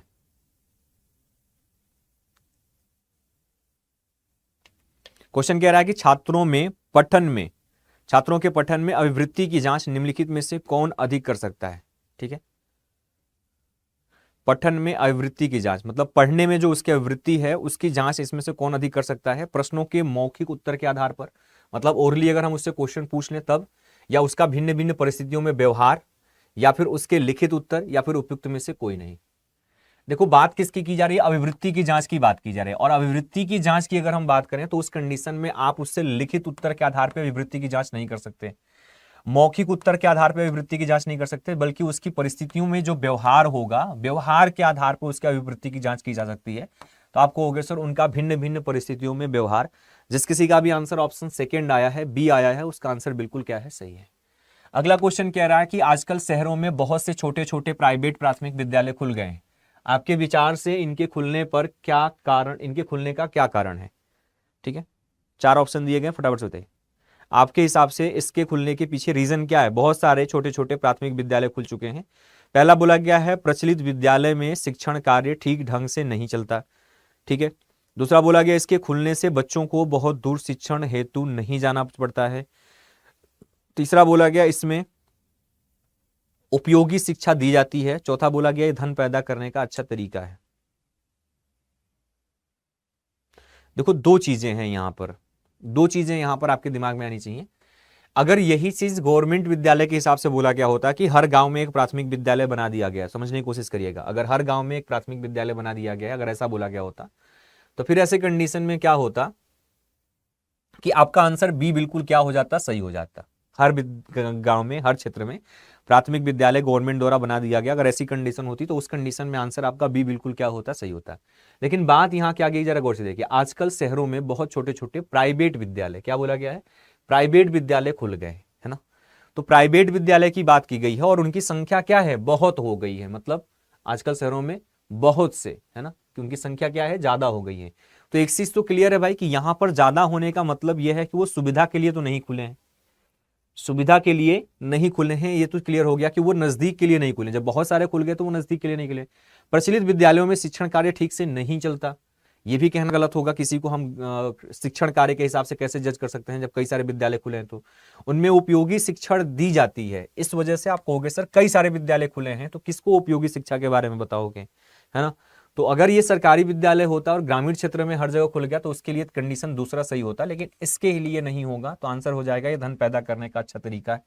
ऑब्वियस सी बात है, अब जो प्राइवेट विद्यालय कंपटीशन के आधार पे एक ही शहर में 3-3, 4-4, 6-6 विद्यालय खुल रहे हैं, ऑब्वियस सी बात है वो अर्न के लिए, इनकम के सोर्स के हिसाब से वो क्या कर रहे हैं, विद्यालय खुल रहे हैं। वो पास के लिए, सुविधा के लिए, अच्छी क्वालिटी के लिए, इन सब चीजों के लिए नहीं खुल रहे हैं। ये कहना आपके लिए थोड़ा सा गलत होगा। हाँ, अगर यही होता है कि सरकारी विद्यालय है, ग्रामीण क्षेत्रों में खुल गया हो, तो अब ये कंडीशन बिल्कुल आपका दूसरा आंसर बिल्कुल क्या हो गया होता, सही हो गया होता। इस चीज को ध्यान रखिएगा। अगला क्वेश्चन क्या कह रहा है कि छात्रों को अपनी मातृभाषा के ज्ञान में वृद्धि हेतु क्या सुझाव संभव है। मातृभाषा के ज्ञान में वृद्धि हेतु क्या सुझाव संभव है। घर तथा विद्यालय में मातृभाषा का ही प्रयोग करें। दूसरा बोला गया केवल मातृभाषा की पुस्तकों का ही प्रयोग करें। देखो केवल वर्ड ना एकदम निगेटिव होता है, ये हमेशा गलत होता है, ठीक है। मातृभाषा के प्रयोग के बीच बीच में अन्य भाषाओं का प्रयोग ना करें, ठीक है। अब देखो यहां पर केवल मातृभाषा की पुस्तक का प्रयोग करिए, कहना बिल्कुल क्या होगा, गलत होगा। छात्रों को अपनी मातृभाषा के ज्ञान की वृद्धि हेतु क्या सुझाव संभव है। देखो मातृभाषा की ज्ञान की वृद्धि की जा रही है, तो ऑब्वियस सी बात है ये एस्पेक्ट बिल्कुल सही होगा, जिसमें बच्चा क्या करे, मातृभाषा से रिलेटेड जितनी भी चीजें उसको पढ़े। तो घर तथा विद्यालय में मातृभाषा का प्रयोग करे, ये बिल्कुल क्या हो जाएगा, सही हो जाएगा। मातृभाषा के प्रयोग के बीच बीच में अन्य भाषाओं का प्रयोग ना करें, तो अन्य भाषाओं का प्रयोग ना करना यह भी सही होगा। लेकिन यहां पर उपयुक्त सभी क्यों नहीं सही हो रहा, क्योंकि यहां पर बोला गया केवल मातृभाषा की पुस्तकों को ही पढ़ना। लेकिन क्वेश्चन क्या कह रहा है, छात्रों में अपनी मातृभाषा के ज्ञान की वृद्धि हेतु। तो मातृभाषा के ज्ञान अगर बढ़ाना है तो किसी दूसरे विषय के बारे में तो हम सोचेंगे नहीं। तो जब दूसरे विषय के बारे में सोचेंगे नहीं तो फिर ये भी सही हो जाएगा। तो अब यहां मजबूरी में हमें उपयुक्त सभी आंसर करना पड़ेगा। लेकिन ध्यान रखिएगा हमेशा जब केवल वर्ड बोला गया हो ना और पॉजिटिव क्वेश्चन पूछा गया, यहाँ पर निगेटिव नहीं पूछा गया। अगर यहाँ पर निगेटिव पूछा जाता तब ये सही होता। अगर क्वेश्चन आपसे पॉजिटिव पूछा गया है और केवल वर्ड बोल दिया गया तो फिर यहाँ पर ये पॉजिटिव नहीं होता, ये निगेटिव हो जाता है। तो इस कंडीशन में तो हम आंसर चौथा ही लगाएंगे इस मजबूरी में, ठीक है, क्योंकि ये दोनों पॉइंट आपके अपनी जगह पे सही हो रहे हैं, पहला और तीसरा दो सही हो रहे हैं इसमें से, ठीक है। हाँ, क्योंकि फोकस ही किसके ऊपर किया गया, मातृभाषा के ज्ञान की वृद्धि के ऊपर फोकस किया गया, किसी अन्य भाषा की बात ही नहीं की गई है यहाँ पे, ठीक है। तो अब मजबूरी में हमें यहां पर आंसर डी लगाना पड़ेगा। लेकिन अगर ऑप्शन में अगर ऐसा कहीं भी केवल वर्ड आएगा आपका और पॉजिटिव क्वेश्चन पूछा गया होगा, ठीक है, हाँ बिल्कुल। कैसे होगा सर, डी। डी इसलिए होगा क्योंकि क्वेश्चन में ही ना मातृभाषा को ही टारगेट किया गया है, और मातृभाषा को जब टारगेट किया गया तो किसी अन्य के बारे में हमारा सोचना क्या होगा, गलत होगा। इसलिए डी होगा वहां पे, इस चीज को ध्यान रखिएगा, ठीक है। अगला बोला गया शिक्षकों को सतत शिक्षा में क्या लाभ होता है। सतत शिक्षा में क्या लाभ होता है शिक्षकों को, वो अपने ज्ञान की पुष्टि करते हैं, अपने नवीन ज्ञान को समझने में सहायता मिलती है, उनके द्वारा परीक्षा में पास होने में सहायता मिलती है। और अगला बोला गया उपयुक्त सभी। फटाफट से बताइए सतत शिक्षा से क्या लाभ होता है शिक्षकों को। निरंतर शिक्षा से बेनिफिट किसकी बात की, जरा गौर से देखिए। शिक्षकों को बोला गया कि शिक्षकों को सतत शिक्षा से क्या लाभ होता है, तो अपने ज्ञान की पुष्टि करते हैं। पुष्टि देखो सतत शिक्षा से नहीं होगा, बल्कि उनको नवीन ज्ञान को समझने में सहायता मिलती है। ये पॉइंट बिल्कुल सही हो जाएगा। उसके द्वारा नई परीक्षा में पास होने की सहायता मिलती है, ये नहीं होगा। और उपयुक्त सभी में नहीं होगा। जिसका भी आंसर ऑप्शन बी आया है उसका आंसर बिल्कुल क्या हो जाएगा, सही, है ना। तो सतत शिक्षा से क्या लाभ होता है, आपको होगा सर उसको नए ज्ञान को समझने में सहायता मिलती है ना। अगला बोला गया है कि श्रेणी या वर्ग विधि सफल होगी यदि छात्रों को दिया जाए। निबंधात्मक परीक्षा, सत्य असत्य प्रकार की वस्तुनिष्ठ परीक्षा, परीक्षा के पुस्तकों का प्रयोग, परीक्षा में पुस्तकों का प्रयोग, और बहुचयन वस्तुनिष्ठ परीक्षा, मतलब ऑब्जेक्टिव जो क्वेश्चन होते हैं वो। श्रेणी या वर्ग विधि सफल होगी यदि छात्रों को दिया जाए। वर्ग विधि की बात की गई है ना, श्रेणी या वर्ग विधि की बात की गई है। तो वर्ग विधि में अगर हम बात करें तो निबंधात्मक परीक्षा नहीं होगा, है ना। वर्ग विधि की बात की गई तो निबंधात्मक नहीं होगा। सत्य असत्य वस्तुनिष्ठ प्रकार अगर दिया जाए, परीक्षा में पुस्तकों का प्रयोग, श्रेणी या वर्ग विधि सफल होगी यदि छात्रों को दिया जाए। बहुचयन वस्तुनिष्ठ परीक्षा ये हो जाएगा, मतलब एक से ज्यादा कौन कौन से सही होंगे उससे क्या होगा, वर्ग विधि सफल होगा, परीक्षा के पुस्तकों का प्रयोग नहीं होगा, सत्य असत्य प्रकार की वस्तुनिष्ठ परीक्षा नहीं होगा, बहुचयन वस्तुनिष्ठ परीक्षा हो जाएगा। जिसका भी आंसर ऑप्शन डी आया है, चौथा आया है, उसका आंसर बिल्कुल क्या हो जाएगा, सही। ठीक है, क्योंकि बात किसकी की गई है, वर्ग विधि की बात की गई कि वर्ग विधि सफल कब होगी। तो ऑब्वियस सी बात है, वर्ग विधि मतलब होता है ना, जैसे कि इनको ग्रुप में करिए, है ना, रीजनिंग का क्वेश्चन आता है ऐसे कि एक जैसे तीन तीन का पेयर बनाइए, 6 आकृति होगी, तीन तीन का पेयर बनाना होता है, तो उसमें क्या करना होता है, वर्ग विधि उसमें शामिल होता है कि एक जैसी आकृति को हम एक में रखते हैं, एक दूसरी एक जैसी आकृति को हम एक में रखते हैं, और तीसरी एक जैसी आकृति को हम एक में रखते हैं। क्वेश्चन नंबर फर्स्ट लिखा गया है कि यदि कोई छात्र अपने प्रश्न का उत्तर नहीं दे पाता है तो आप उसको कक्षा में खड़े होने को कहेंगे, आप स्वयं उत्तर देंगे, आप अन्य छात्रों से उत्तर देने को कहेंगे, आप छात्र को उत्तर न दे सकने का कारण जानने का प्रयास करेंगे। क्या करेंगे फटाफट से बताइए। बहुत बढ़िया, बेहतरीन, गुड, क्या बात है, क्या बात है, सब लोग आज तैयार हैं क्वेश्चन का आंसर करने के लिए, तो बहुत बड़ी बात है ना, बड़ी खुशी की बात है भाई, है ना। चलिए गुड, अब बताइए इसका सही आंसर क्या हो जाएगा भाई, है ना। अगर कोई बच्चा प्रॉब्लम में है, उत्तर नहीं दे पा रहा है, तो सबसे पहली बात तो पनिशमेंट जैसी कोई कार्यवाही तो होनी नहीं चाहिए। दूसरी चीज यहां पर आपका सेकंड ऑप्शन दिया गया, स्वयं उत्तर देंगे। स्वयं उत्तर देने से ज्यादा बेटर यह है कि पहले आखिरकार उस बच्चे की प्रॉब्लम को जाना जाए कि आखिरकार उसकी समस्या क्या है, प्रॉब्लम क्या है, देन उस समस्या को क्या करने का, रिजॉल्व करने का, क्लियर करने का कोई ना कोई समाधान होगा, कोई ना कोई विधि होगी, जिस विधि को हम यूज करेंगे। तो यहां पर खड़ा होने को कहना ये बिल्कुल क्या हो जाएगा, निगेटिव हो जाएगा। स्वयं उत्तर देना भी गलत होगा, क्योंकि ऑलरेडी उस चीज को आपने पहले भी उसको क्या कर रखा है, समझा रखा है। तो जब समझा रखा है उसके बाद भी अगर वो नहीं बताए तो इसका मतलब कोई ना कोई प्रॉब्लम होगा, उसकी प्रॉब्लम को जाना जाए। अन्य छात्रों से उत्तर देने से इसको फायदा क्या होगा, ये बताओ। प्रॉब्लम जहां है वहां उसका समाधान होना चाहिए ना। तो ये बोला गया आप छात्रों के उत्तर न दे सकने का कारण जानने का क्या करेंगे, प्रयास करेंगे। जिसका भी आंसर ऑप्शन डी आया है उसका आंसर बिल्कुल क्या है, सही है। चलिए इसका आंसर जरा फटाफट से बताइए क्या होगा। क्या बात है, बहुत बढ़िया, गुड।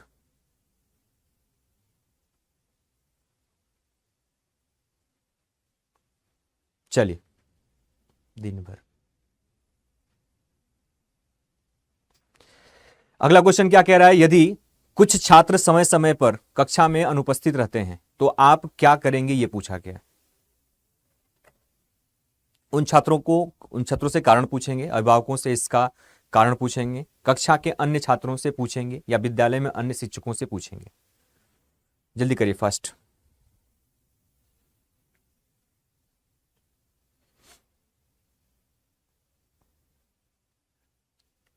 क्वेश्चन क्या लिखा गया जरा गौर से देखिए। यदि कुछ छात्र समय समय पर कक्षा में अनुपस्थित रहते हैं तो आप क्या करेंगे, ये पूछा गया है ना।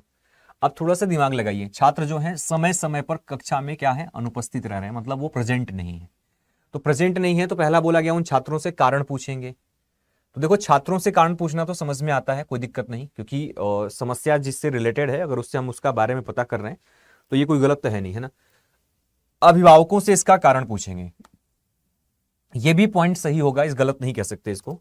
कक्षा के अन्य छात्रों से पूछेंगे, अन्य छात्र वो जानकारी नहीं दे सकता। विद्यालय के अन्य शिक्षकों से पूछेंगे, वो भी जानकारी नहीं दे सकता।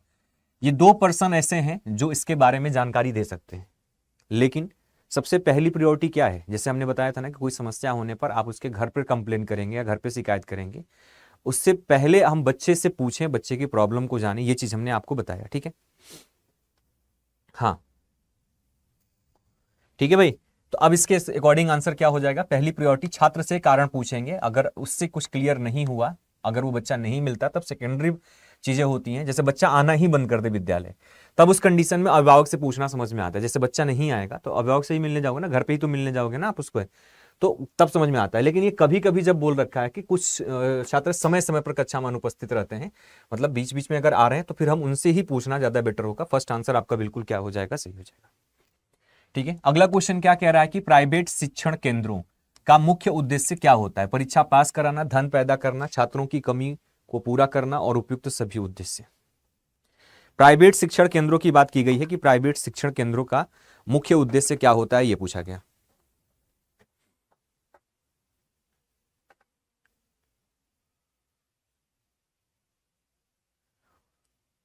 पता नहीं क्या आज सुबह से हुआ है ना, मतलब मेरी आंखों से ना ब्लर दिख रहा है। ब्लर का मतलब जैसे कोई लेटर देख रहा हूं ना, तो लाइन जो ऐसे बना हुआ है ना, ये लाइन कोई लाइन ऐसे बना है तो इसके इधर भी हल्का हल्का कलर दिख रहा है, इसके इधर भी हल्का हल्का कलर दिख रहा है, मतलब साफ नहीं दिख रहा है।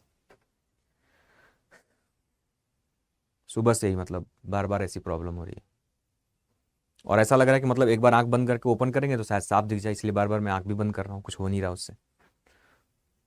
तो लग रहा है कि अब आंख हमारी जवाब दे रही है ना। प्राइवेट शिक्षण केंद्रों का मुख्य उद्देश्य पूछा गया है कि क्या होना चाहिए, परीक्षा पास कराना। देखिए परीक्षा पास कराना किसी भी संस्थान का उद्देश्य नहीं होता है, इस चीज को ध्यान रखिएगा, ये तो गलत हो जाएगा। धन पैदा करना, ये भी कहना गलत होगा। छात्रों की कमी को पूरा करना, ये समझ में आता है, और उपयुक्त सभी उद्देश्य कहना ये थोड़ा सा गलत हो जाएगा, ठीक है। तो यहां पर सबसे सही आंसर ध्यान रखिएगा क्या होगा, छात्रों की कमी को पूरा करना, इस चीज को ध्यान रखिएगा। किसी भी संस्थान, किसी भी विद्यालय का, चाहे प्राइवेट हो, चाहे गवर्नमेंट हो, चाहे कोई भी हो, ठीक है। हाँ ये भी रीजन हो सकता है क्योंकि 1, 1:30, 2 बज जाते हैं तो पीपीटी बनाने रात में, ठीक है। छात्रों की कमी को पूरा करना है ना, तो ये चीज हर एक विद्यालय का उद्देश्य होना चाहिए। किसी भी नाम से किसी विद्यालय को हम ऐसा नहीं कह सकते कि इसका उद्देश्य पैसा कमाना है या फिर धन पैदा करना है। जैसे होता है ना कि आप किसी भी बात में नेता को सीधा कह देते हो कि नेता का मतलब क्या होता है, चोर टाइप का या फिर करप्ट टाइप का, ऐसे बातें कह लेते हो, क्योंकि ऐसा प्रियोरिटी ज्यादातर नेताओं के साथ है। लेकिन बहुत सारे ऐसे नेता भी होंगे उसमें जो अच्छे होंगे। तो नेता शब्द की मीनिंग ये नहीं होती है कि चोर है, करप्ट है, ठीक है। नेता शब्द की बिल्कुल मीनिंग ऐसी नहीं होती है। तो हमें उस चीज को समझने की आवश्यकता होती है। जो छात्रों की कमी पूर्ण किसी भी विद्यालय का, शिक्षण केंद्रों का मुख्य उद्देश्य होता है। अब वो अलग बात है कि वो किस पर्पज से ओपन कर रखा है, क्या कर रखा है, वो सेकेंडरी बात होती है। इस चीज को ध्यान रखिएगा, ठीक है।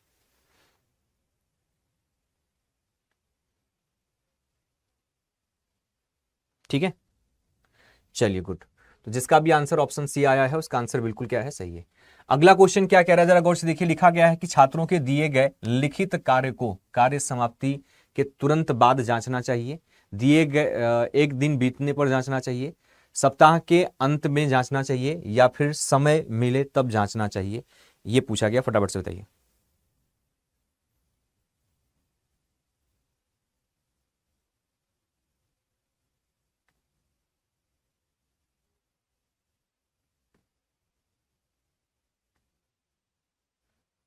क्या लिखे हैं,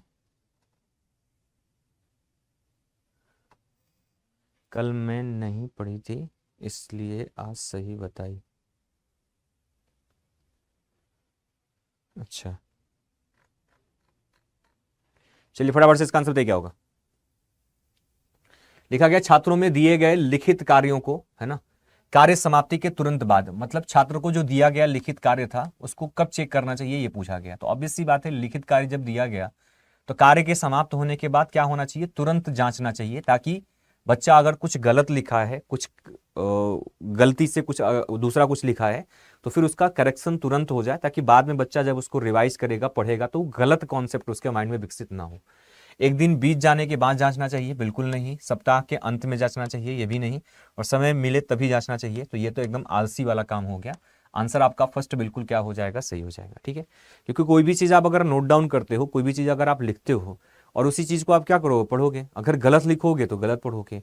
तो वो चीज तुरंत क्लियर होना चाहिए, तुरंत फिल्टर होना चाहिए कि जो चीज आपने लिखा है उसमें कहीं त्रुटियां, कोई गलतियां तो नहीं ना है, ठीक है। अगला बोला गया यदि सभी छात्र गृह कार्य करने में रुचि ले सके तो गृह कार्य एक ही स्तर का होगा, छात्रों की योग्यता के अनुसार होगा, केवल पुरुषों के भीतर होगा, पुस्तक के बाहर से होगा। फटाफट से बताइए।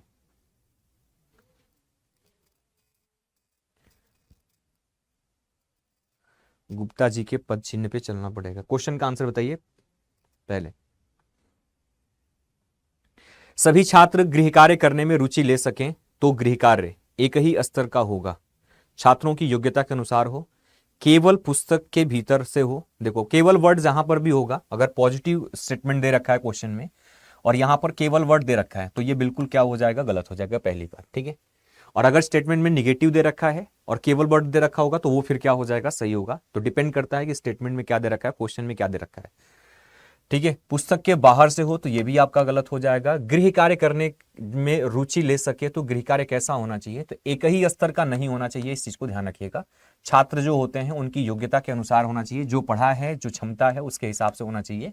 आपको हो गया सर बी आंसर आपका बिल्कुल क्या हो जाएगा, सही हो जाएगा।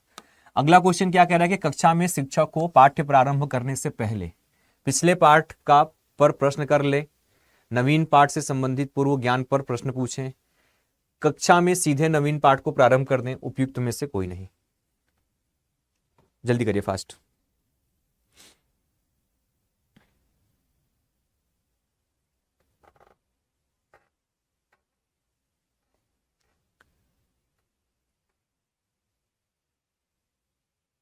एकदम आसान क्वेश्चंस हैं, और ऐसे क्वेश्चंस अगर गलत हो रहे हैं तो फिर दिक्कत है भाई। और क्लास वगैरह को सभी लोग एक बार लाइक वगैरह कर लेंगे, जिन्होंने भी लाइक नहीं किया है ना, क्योंकि वही हमारी एक मजदूरी होती है, वही हमारा एक मेहनत का रिजल्ट होता है। कि मतलब मैंने जो क्वेश्चन बनाया है ना, मैंने जो आपको क्वेश्चन दिया, तो उस पर आप कितने अच्छे तरीके से आप उसको अच्छा कंफर्ट फील कर रहे हो। ठीक है, देखिए यहाँ पर क्या बोला गया, कक्षा में शिक्षक को पाठ्य आरंभ करने से पहले क्या करना चाहिए। तो देखो, पाठ अगर नया आरंभ कर रहे हो तो पिछले पार्ट्स का प्रश्न से क्या मतलब है, क्या पता उस पार्ट से रिलेटेड हो ना रिलेटेड हो, ऐसे कोई जानकारी क्लियर नहीं है ना, तो पिछले पार्ट का प्रश्न करना ये गलत हो जाएगा। अगर रिलेटेड है तब तो समझ में आता है, रिलेटेड ही नहीं है तब तो समझ में नहीं आता। नवीन पाठ से संबंधित पूर्व ज्ञान पर प्रश्न पूछें। हाँ, जो नया पाठ आप शुरू करने वाले हो उससे रिलेटेड जो बच्चे को पहले से ज्ञान है उससे रिलेटेड प्रश्न पूछोगे तो बच्चे का इंटरेस्ट बढ़ना शुरू हो जाएगा, ये बिल्कुल सही है।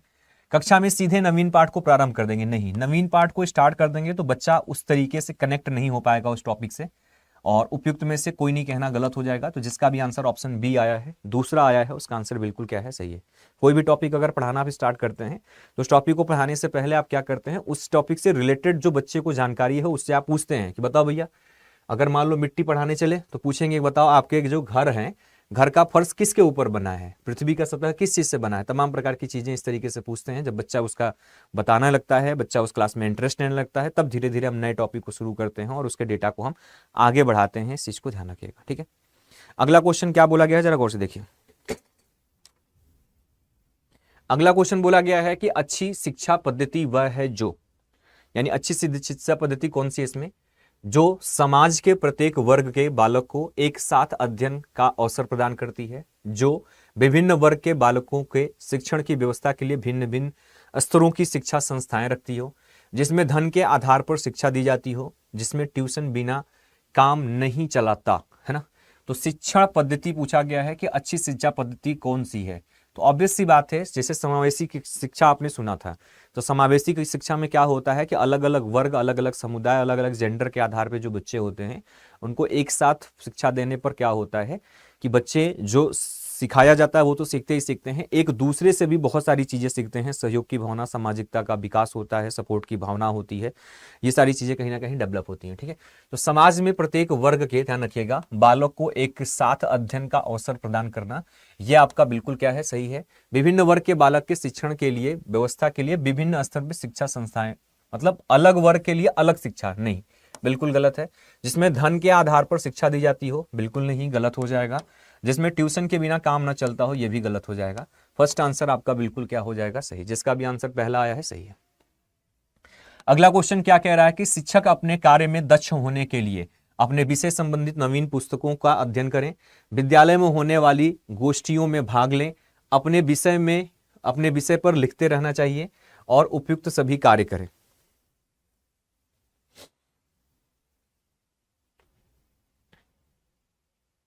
जल्दी करिए, फास्ट, बहुत बढ़िया। हाँ बिल्कुल, एक साथ अध्ययन अवसर, गुड।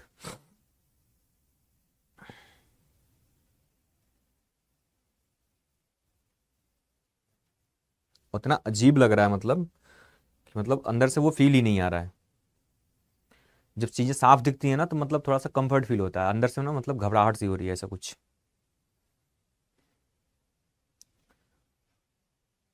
शिक्षक अपने कार्य में दक्ष होने के लिए, है ना, तो देखिए कार्य में दक्ष होने के लिए ऑब्वियस सी बात है, जो विषय वस्तु है, विषय संबंधित नवीन पुस्तक का अध्ययन करना, नई जानकारी कलेक्ट करना, ये भी सही है। विद्यालय में होने वाली गोष्ठियों में भाग लेने से भी ध्यान रखिएगा, इससे भी एक्टिविटी पता चलता है कि कौन सी एक्टिविटी सही रहेगी। और अपने विषय पर लिखते रहना, है ना, लिखते रहने से क्या होता है कि उस पर पकड़ बेहतर बनी रहती है। तो ये तीनों चीजें सही हैं और इस कंडीशन में आंसर आपका क्या हो जाएगा, डी आंसर बिल्कुल क्या हो जाएगा, सही हो जाएगा। तो जिसका भी आंसर चौथा आया है, ऑप्शन डी आया है, उसका आंसर बिल्कुल क्या है, सही। छात्रों में भिन्न भिन्न कौशल का विकास करने हेतु निम्नलिखित में से क्या करना चाहिए। मतलब अलग अलग कौशल का विकास अगर करना है छात्र में तो हमें क्या करना चाहिए, ये पूछा गया है। ठीक है,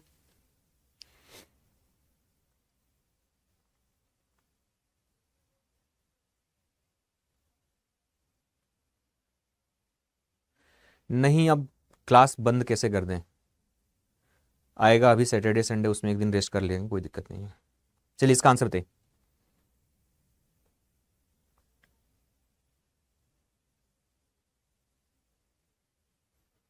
सुबह धुले हैं भाई, पानी से आंख को धुले हैं। इतना पोल्यूशन रहता है ना यहाँ पे इस एरिया में, दिल्ली दिल्ली के आसपास का एरिया पूरा एकदम।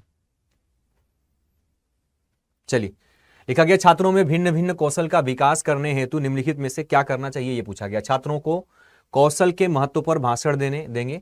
जिन व्यक्तियों में कौशल विकसित हो उसके उदाहरण प्रस्तुत करेंगे। जिस कौशल का विकास करना हो उसको स्वयं छात्रों को करने को कहेंगे। उपयुक्त सभी कौशल के विकास में सहायता नहीं होता है। ठीक है, तो देखिए सिंपल सी बात है। सबसे पहले क्या बोला गया, छात्रों में भिन्न भिन्न कौशल का विकास करने हेतु इसमें से क्या करना चाहिए, अलग अलग प्रकार के कौशल विकसित करना है बच्चे में। ठीक है, तो पहला बोला गया छात्रों के कौशल के महत्व पर भाषण देंगे। भाषण देने से बच्चे क्या कौशल डेवलप होगा? आप कहोगे नहीं सर, कौशल यानी स्किल, और स्किल डेवलप किससे होता है? आप कहोगे सर ट्रेनिंग से। तो भाषण देने से स्किल डेवलप नहीं होता है, पहले इस चीज को ध्यान रखिएगा।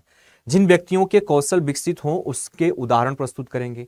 अगर आप एग्जाम्पल बताएंगे किसी का कि इसका बहुत अच्छा स्किल है और ये अच्छा कार्य करता है, नहीं, इससे भी आपका स्किल डेवलप नहीं होगा। स्किल क्या होता है? स्किल ट्रेनिंग के माध्यम से आप जब प्रैक्टिकल करते हो, किसी कार्य को करते हो, एक वर्कर जो होता है, एक आर्टिस्ट जो होता है, उसके अंदर स्किल जो होती है वो किसके आधार पे? प्रैक्टिकल के आधार पे, प्रैक्टिस के आधार पे होता है ना, कि किसी के बता देने से कि ये इतने बड़े कलाकार हैं, ये इतने बड़े मास्टर हैं, ऐसे नहीं हो जाता है। ठीक है, अगला बोला गया जिस कौशल का विकास करना हो उसको स्वयं छात्रों को करने को कहेंगे। हाँ बिल्कुल, स्वयं छात्रों को करने के लिए कहेंगे, प्रैक्टिकल करेंगे तो उससे स्किल डेवलप होगा। तीसरा सही है।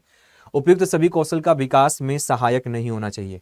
ठीक है, तो सभी कौशल की बात बोला गया कि नहीं होना चाहिए। तीसरा आंसर आपका बिल्कुल क्या हो जाएगा? सही हो जाएगा। ठीक है, अगला क्वेश्चन क्या कह रहा है कि शैक्षिक निर्देशन किस कक्षा में दिया जाना हितकर होता है? मतलब जो शिक्षा का निर्देशन है ना, इंस्ट्रक्शन जो भी है, यहां पर कौन से क्लास पे दिया जाना सबसे सही रहता है, ये पूछा गया।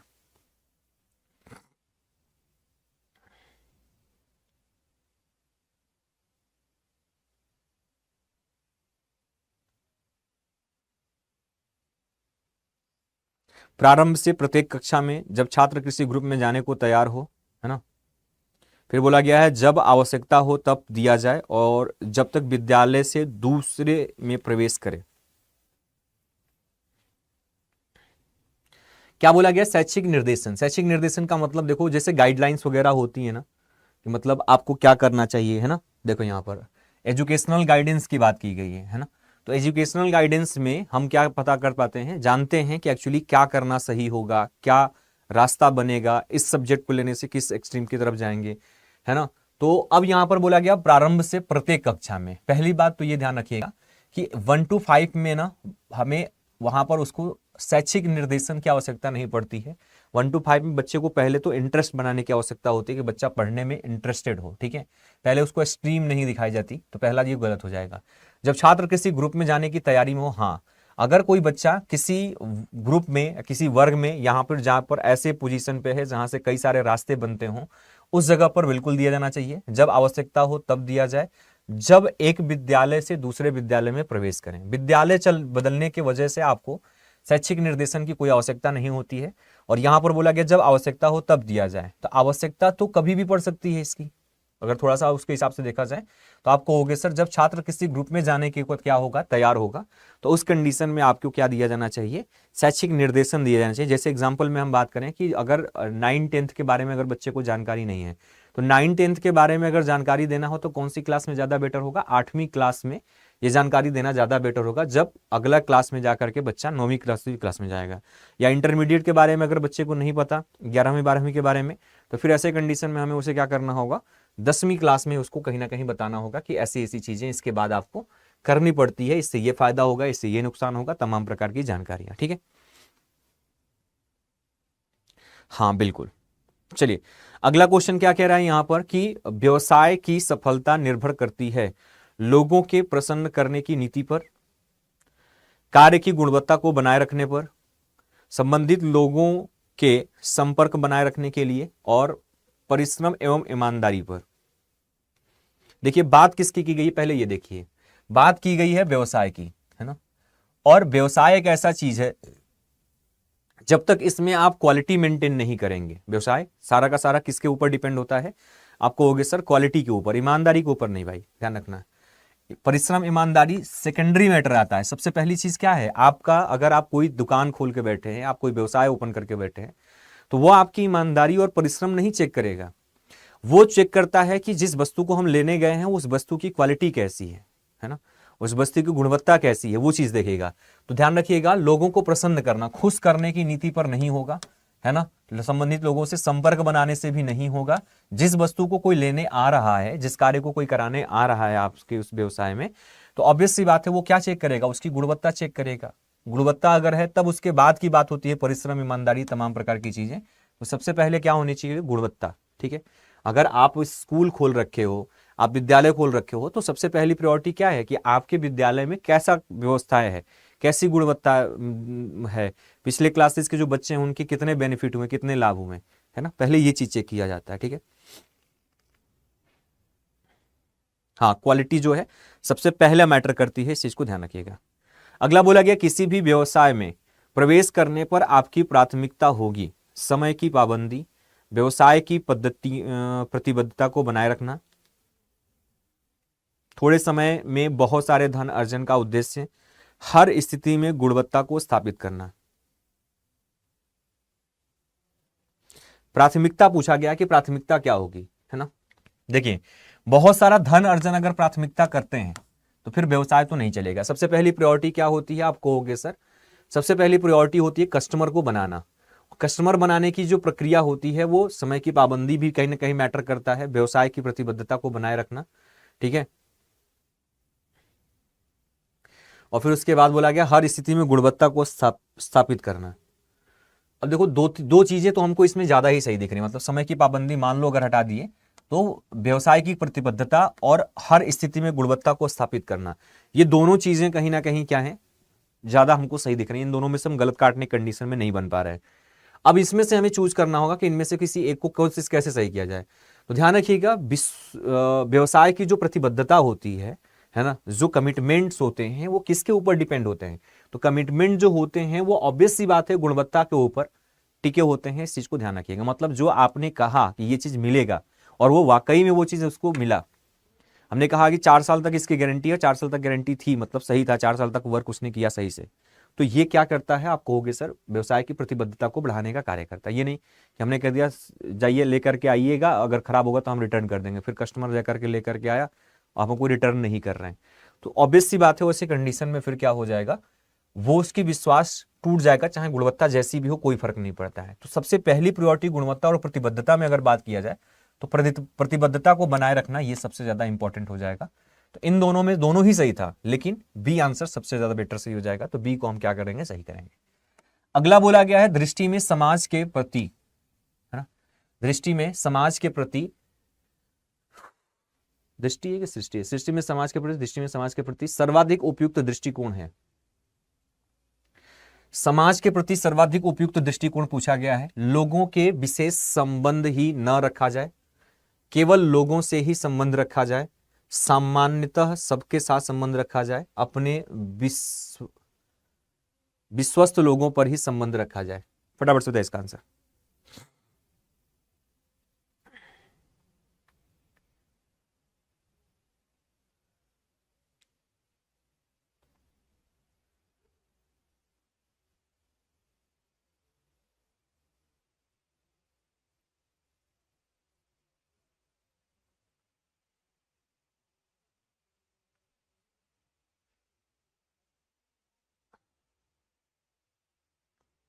चलिए, लिखा गया दृष्टि में समाज के प्रति सर्वाधिक उपयुक्त दृष्टिकोण पूछा गया है, तो सबसे सही दृष्टिकोण क्या होगा, लोगों से विशेष संबंध न रखा जाए। यहां पर विशेष संबंध की बात बोला गया कि कोई कुछ स्पेशल संबंध किसी के साथ ना हो, केवल लोगों के साथ ही संबंध रखा जाए, तो ये वर्ड तो पहले ही इसको गलत कर दिया। सामान्यतः सबके साथ संबंध रखा जाए, ऑब्वियस सी बात है, देखिए यहां पर सबके साथ संबंध रखने में क्या बुराई है, क्या बुराई है, ठीक है, तो ये तो सबसे ज्यादा पॉजिटिव दिख रहा है। और अपने विश्वस्त लोगों पर ही संबंध रखा जाए, मतलब जिसको हम जानते हैं, जिस पे भरोसा है, केवल उन्हीं पे संबंध रखा जाए, तो ये भी आपका गलत हो जाएगा। हर किसी के साथ संबंध रखना, चाहे लोग खराब ही क्यों ना हो, उनके साथ भी संबंध रखना, हर किसी के साथ अच्छे तरीके से व्यवहार करना, ट्रीट करना। तीसरा आंसर बिल्कुल क्या हो जाए, सही हो जाएगा। शिक्षक समाज के महत्वपूर्ण स्थान प्राप्त कर सकता है यदि वह कैसा हो।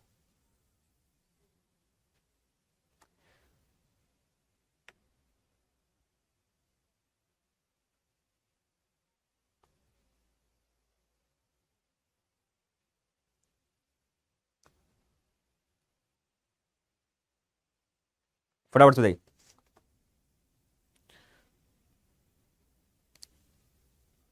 लिखा गया शिक्षक समाज में महत्वपूर्ण स्थान प्राप्त कर सकता है यदि वह सामाजिक क्रियाकलापों में सक्रिय भाग लेते हैं और सत्तारूढ़ राजनीतिक पार्टी में सक्रिय सदस्य की भूमिका निर्वहन करते हैं, अपने उत्तरदायित्व का ईमानदारी पूर्वक निर्वहन करते हैं और विद्वान एवं मौलिक चिंतन है ना।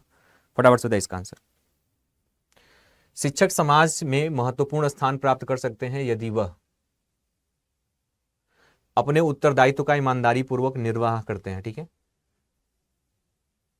सामाजिक क्रियाकलापों में सक्रिय भाग लेते हैं, ठीक है, सत्तारूढ़ राजनीतिक पार्टी में सक्रिय रूप से। अब देखो यहाँ पर आप शिक्षक की बात की जा रही है कि शिक्षक समाज में महत्वपूर्ण स्थान प्राप्त कब कर सकते हैं, तो जो सत्ता में पार्टी है आप उसके साथ सक्रिय अगर सदस्य बनेंगे तो इससे आपका महत्वपूर्ण स्थान होगा, आप कहोगे नहीं सर सामाजिक क्रियाकलापों में सक्रिय भाग लेने से, ठीक है, अपने उत्तरदायित्व का ईमानदारी पूर्वक निर्वहन। अब देखो सामाजिक क्रियाकलाप में भाग लेना गलत नहीं है, लेकिन सबसे बड़ा रिस्पॉन्सिबिलिटी क्या है कि आप अगर टीचर हैं तो टीचर के पद पर होकर के टीचर के अपने सारे कार्य को अच्छे तरीके से कर रहे हैं कि नहीं।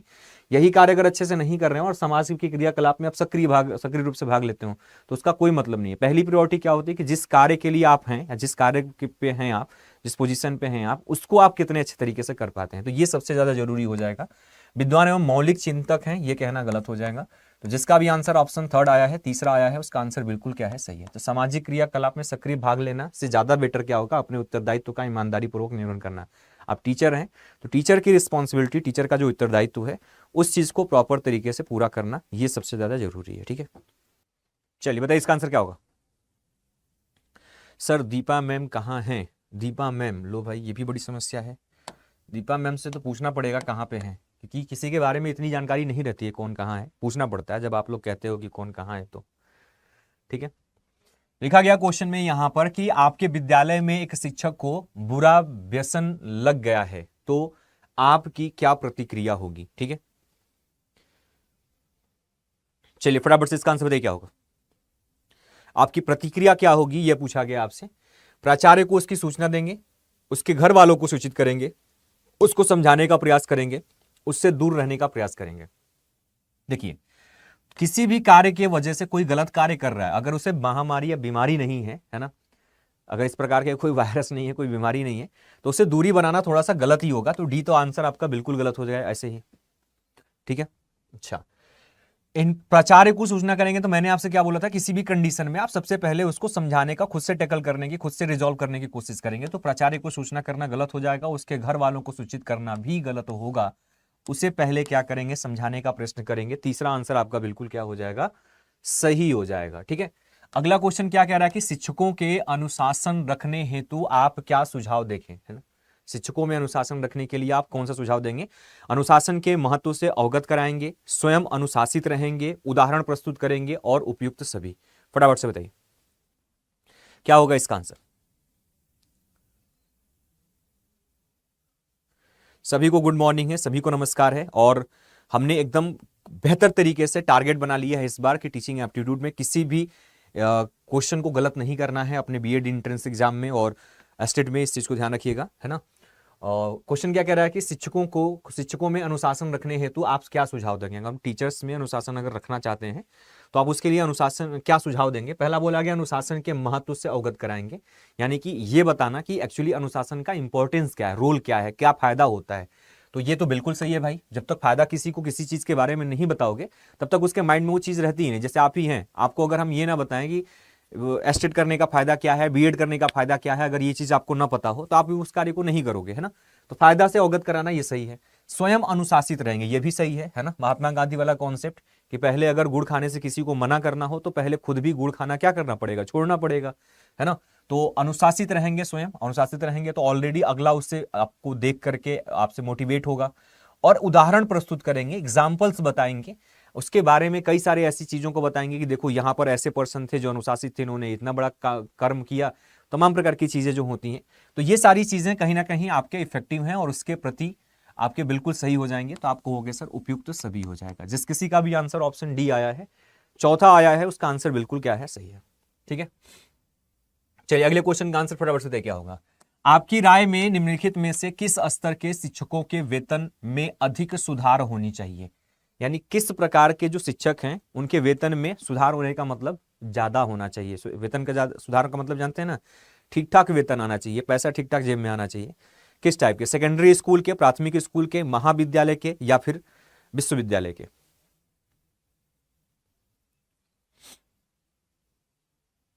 सर स्टेटमेंट का क्वेश्चन ज्यादा लाइए, घबराइए नहीं, सारे क्वेश्चन आ जाएंगे। ठीक है, अब हमने आपसे जब बोल दिया कि हम बेसिक से एकदम जीरो से स्टार्ट कर रहे हैं, तो अब पहले स्टेटमेंट बेसिक में कहाँ आ पाएगा, है ना। थोड़ा सा आप इस पे भी विचार करके इस बात को रखते तो थोड़ा सा और अच्छा लगता हमको। हमने बोला कि एकदम बेसिक से, जो शुरुआत से होना चाहिए टीचिंग एप्टीट्यूड, वहां से हमने क्वेश्चन को स्टार्ट किया है। तो ऑब्वियस सी बात है कि आपको थोड़ा सा वेट करना पड़ेगा, है ना। हाँ, आपकी राय में निम्नलिखित में से किस स्तर के शिक्षकों के वेतन में अधिक सुधार होनी चाहिए? देखो सबसे पहली बात ये कि कई लोग सोचेंगे कि सर हायर स्कूल के जो होते हैं उनको ज़्यादा जिम्मेदारी होगी, उनको ज़्यादा पढ़ाना होता है, लेकिन आपको ईमानदारी से बता दें कि सबसे ज़्यादा जो बच्चों के साथ जुड़े होने की कनेक्टिविटी होती है, या फिर बहुत ज़्यादा ध्यान देने की आवश्यकता होती है, ऑब्जर्व करने की आवश्यकता होती है, वो आपकी होती है प्राथमिक विद्यालय की। क्या होती है? प्राथमिक विद्यालय में होती है बच्चे की हर एक एक्टिविटी पर ध्यान देना, हर एक पहलू पर ध्यान देना, हर एक छोटी छोटी गलतियों में परिवर्तन लाना, सुधार लाना, है ना। तो ऑब्वियस सी बात है, जो प्राथमिक स्कूल है यहां पर सबसे ज्यादा सुधार होने की आवश्यकता है। आपको हो गया सर आंसर सेकंड बिल्कुल सही हो जाएगा। महाविद्यालय में, विश्वविद्यालय में और सेकेंडरी स्कूल में बच्चे अनुशासित ऑलरेडी होते हैं। जो न्यू वाला काम होता है वो आपके प्राथमिक स्कूल में होता है। सबसे ज्यादा वर्क की बात करें, सबसे ज्यादा जिम्मेदारी की बात करें, तो वो आपका कहां पर होता है? आपको हो गया सर प्राथमिक विद्यालय पर होता है। इस चीज को ध्यान रखिएगा। ठीक है, अगला बोला गया है स्व अध्ययन की आदत आप छात्रों में किस प्रकार विकसित करेंगे? मतलब कैसे विकसित करेंगे ताकि बच्चा खुद से पढ़ने का तरीका सीखे, या खुद से सीखने का तरीका सीखे, खुद से पढ़ने की कोशिश करे। ठीक है जी गुरुजी, सही है। अच्छा, पहला बोला गया नवीन साहित्य उपलब्ध करा करके, बच्चे को नवीन साहित्य उपलब्ध करा देंगे तो उसे खुद से पढ़ने की स्व अध्ययन की आदत लग जाएगी। दूसरा बोला गया है कि स्व अध्ययन का भाषण दे करके, स्व अध्ययन करने वाले व्यक्तियों का उदाहरण दे करके, स्वयं अपना उदाहरण दे करके। देखिए पहली बात तो ये कि बच्चे में क्या करना है, स्व अध्ययन की आदत आपको क्या करना है, छात्रों में विकसित करना है। तो स्व अध्ययन के लिए भी ऐसे विषय वस्तु होने चाहिए, ऐसे पाठ्यक्रम होने चाहिए जो बच्चे को हेल्प करें। ये नहीं कि मतलब बहुत स्टैंडर्ड लैंग्वेज यूज कर लिया, बहुत स्टैंडर्ड थॉट यूज कर लिया और उसके अकॉर्डिंग अगर बच्चे को दे दें तो बच्चा बहुत सारी चीजों को समझ ही नहीं पाएगा।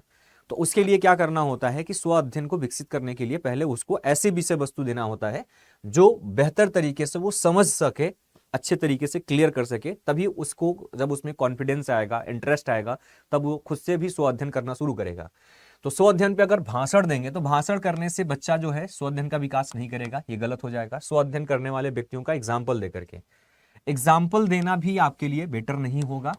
स्वयं अपना उदाहरण दे करके, देखो इन सब में, इन दोनों में तो एक ही बात कर दी गई, चाहे अपना उदाहरण दो चाहे किसी व्यक्ति का उदाहरण दो, और ये भाषण देना ये भी आपका क्या हो जाएगा, गलत हो जाएगा। हाँ, अगर आप उस टाइप से विषय वस्तु प्रोवाइड कर रहे हो, आप उसको माहौल वैसा दे रहे हो, तो ऑब्वियस सी बात है वो अच्छा स्व अध्ययन करेगा। और आपका आंसर क्या हो जाएगा, आप कहोगे सर नवीन साहित्य उपलब्ध करा करके। जिसका भी आंसर ऑप्शन फर्स्ट आया है उसका आंसर बिल्कुल क्या है, सही। ठीक है, चलिए अगला बोला गया शिक्षक अधिकारी के रूप में किस ग्रुप में या समूह में आपको वक्ता के रूप में आमंत्रित किया जाता है? तो आप आमंत्रण स्वीकार करेंगे और अपने भाषण की तैयारी करेंगे। आप आमंत्रण स्वीकार करेंगे, जो भी समझ में आएगा बोलेंगे। संकोच के कारण आप नम्रतापूर्वक अस्वीकार कर देंगे और संकोच को प्रकट न करने के लिए आप व्यस्तता का बहाना करके बचने का प्रयास करेंगे, है ना। क्वेश्चन क्या कह रहा है कि शिक्षक अधिकारी के रूप में किसी ग्रुप में आपको वक्ता के रूप में आमंत्रित किया जाता है। मतलब टीचर्स का ग्रुप है और आपको वक्ता के लिए बुलाया जाता है कि मतलब आइए आप बताइए क्या करना चाहिए, कैसे करना चाहिए, कुछ ज्ञान दीजिए, है ना। ज्ञान देने के लिए आपको बुलाया जाता है।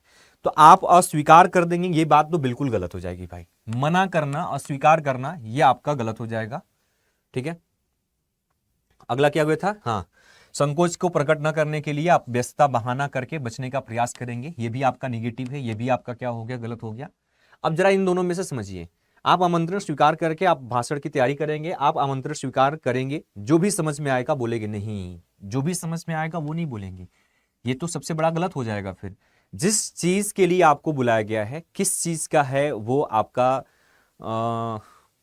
किस चीज पे आपको बोलना है, उस चीज के बारे में आपको प्रॉपर जानकारी होनी चाहिए, क्या फायदे हैं क्या नुकसान हैं उसके बारे में जानकारी होनी चाहिए, और उन चीजों के लिए आपको क्या करना होगा, भाषण की तैयारी करनी पड़ेगी, इस चीज को ध्यान रखिएगा।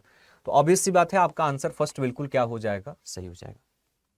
पहला बिल्कुल क्या हो जाएगा, सही हो जाएगा। किसी भी चीज के बारे में जानकारी अगर देना हो तो पहले एक होमवर्क बनता है ना, क्या बनता है, उसके ऊपर एक होमवर्क बनता है, कार्य बनता है, आप उस पर कार्य करेंगे, आप उसको समझेंगे, उसके फायदे, उसके नुकसान, उसकी समस्याएं, और देन उसके बाद जब उसके बारे में आप बताएंगे तो आप बेहतर तरीके से आप उन चीजों को प्रेजेंट कर सकते हैं। ठीक है,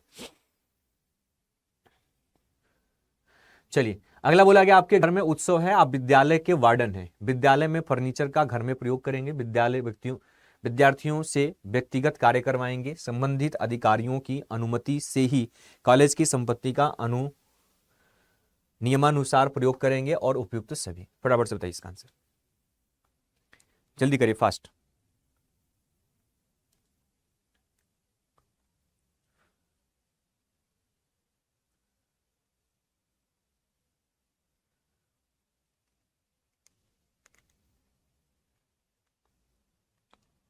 हाँ, क्या बोला गया है, आपके घर में उत्सव है, आप विद्यालय के वार्डन है। ठीक है, विद्यालय का फर्नीचर घर में प्रयोग करेंगे, भाई साहब घर विद्यालय का फर्नीचर विद्यालय के लिए बना है, घर में प्रयोग करना ये क्या होगा, गलत होगा। विद्यार्थियों से व्यक्तिगत कार्य कराएंगे, बाप रे बाप, ये तो बहुत बड़ा बिलिंडर हो जाएगा, ये भी गलत हो जाएगा, है ना। संबंधित अधिकारियों की अनुमति से ही कॉलेज की संपत्ति का नियमानुसार प्रयोग करेंगे, नियमानुसार स्टैंडर्ड वे है, ठीक है। अनुमति की भी बात की गई है, ये तो बिल्कुल सही लग रहा है, और उपयुक्त तो सभी तो बिल्कुल नहीं होगा। तो जिस किसी का भी आंसर ऑप्शन थर्ड आया है, तीसरा आया है, उसका आंसर बिल्कुल क्या हो जाएगा, सही हो जाएगा। ठीक है, अगला क्वेश्चन क्या कह रहा है, गौर से देखिए, लिखा गया यदि आपकी कक्षा में एक ऐसा छात्र है जो धीरे धीरे सीखता है तो आप क्या करेंगे। एक बच्चा है जो बहुत धीरे धीरे क्या कर रहा है, सीखता है, तो ऐसे कंडीशन में आप क्या करेंगे, ये पूछा गया आपसे। जी गुरुजी, सी, हाँ नियमानुसार, बहुत बढ़िया।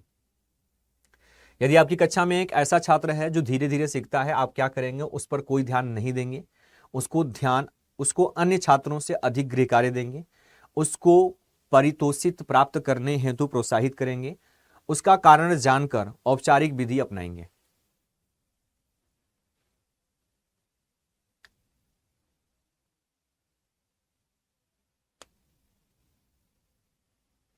देखिए, कोई ध्यान ना देना ये तो बिल्कुल निगेटिव हो गया, गलत है। आपको अन्य छात्रों से अधिक गृह कार्य देंगे, उसको अन्य छात्रों से अधिक, देखो गृह कार्य देना, अधिक गृह कार्य देना बोझ नहीं बनना चाहिए।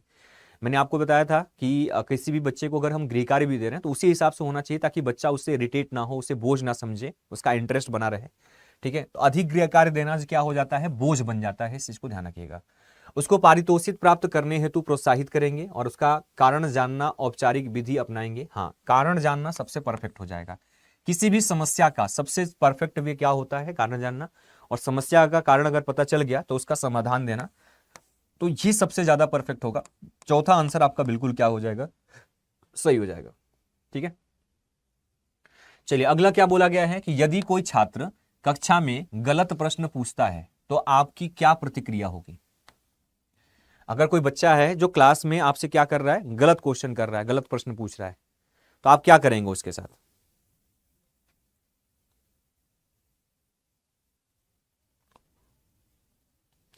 सर आप बहुत अच्छा पढ़ाते हैं, चलिए बहुत बहुत धन्यवाद कि आपने हमारी पढ़ाई को अच्छा बताया, लेकिन मुझे नहीं पता होता है, जैसे कोई कार्य कर रहा होता है तो उसे नहीं पता होता है कि मैं अच्छा कर रहा हूँ कि बुरा कर रहा हूँ, है ना। जब रिजल्ट्स अगर अच्छे आते हैं तो फिर उससे पता चलता है कि हाँ अच्छा हमने कार्य किया। ठीक है,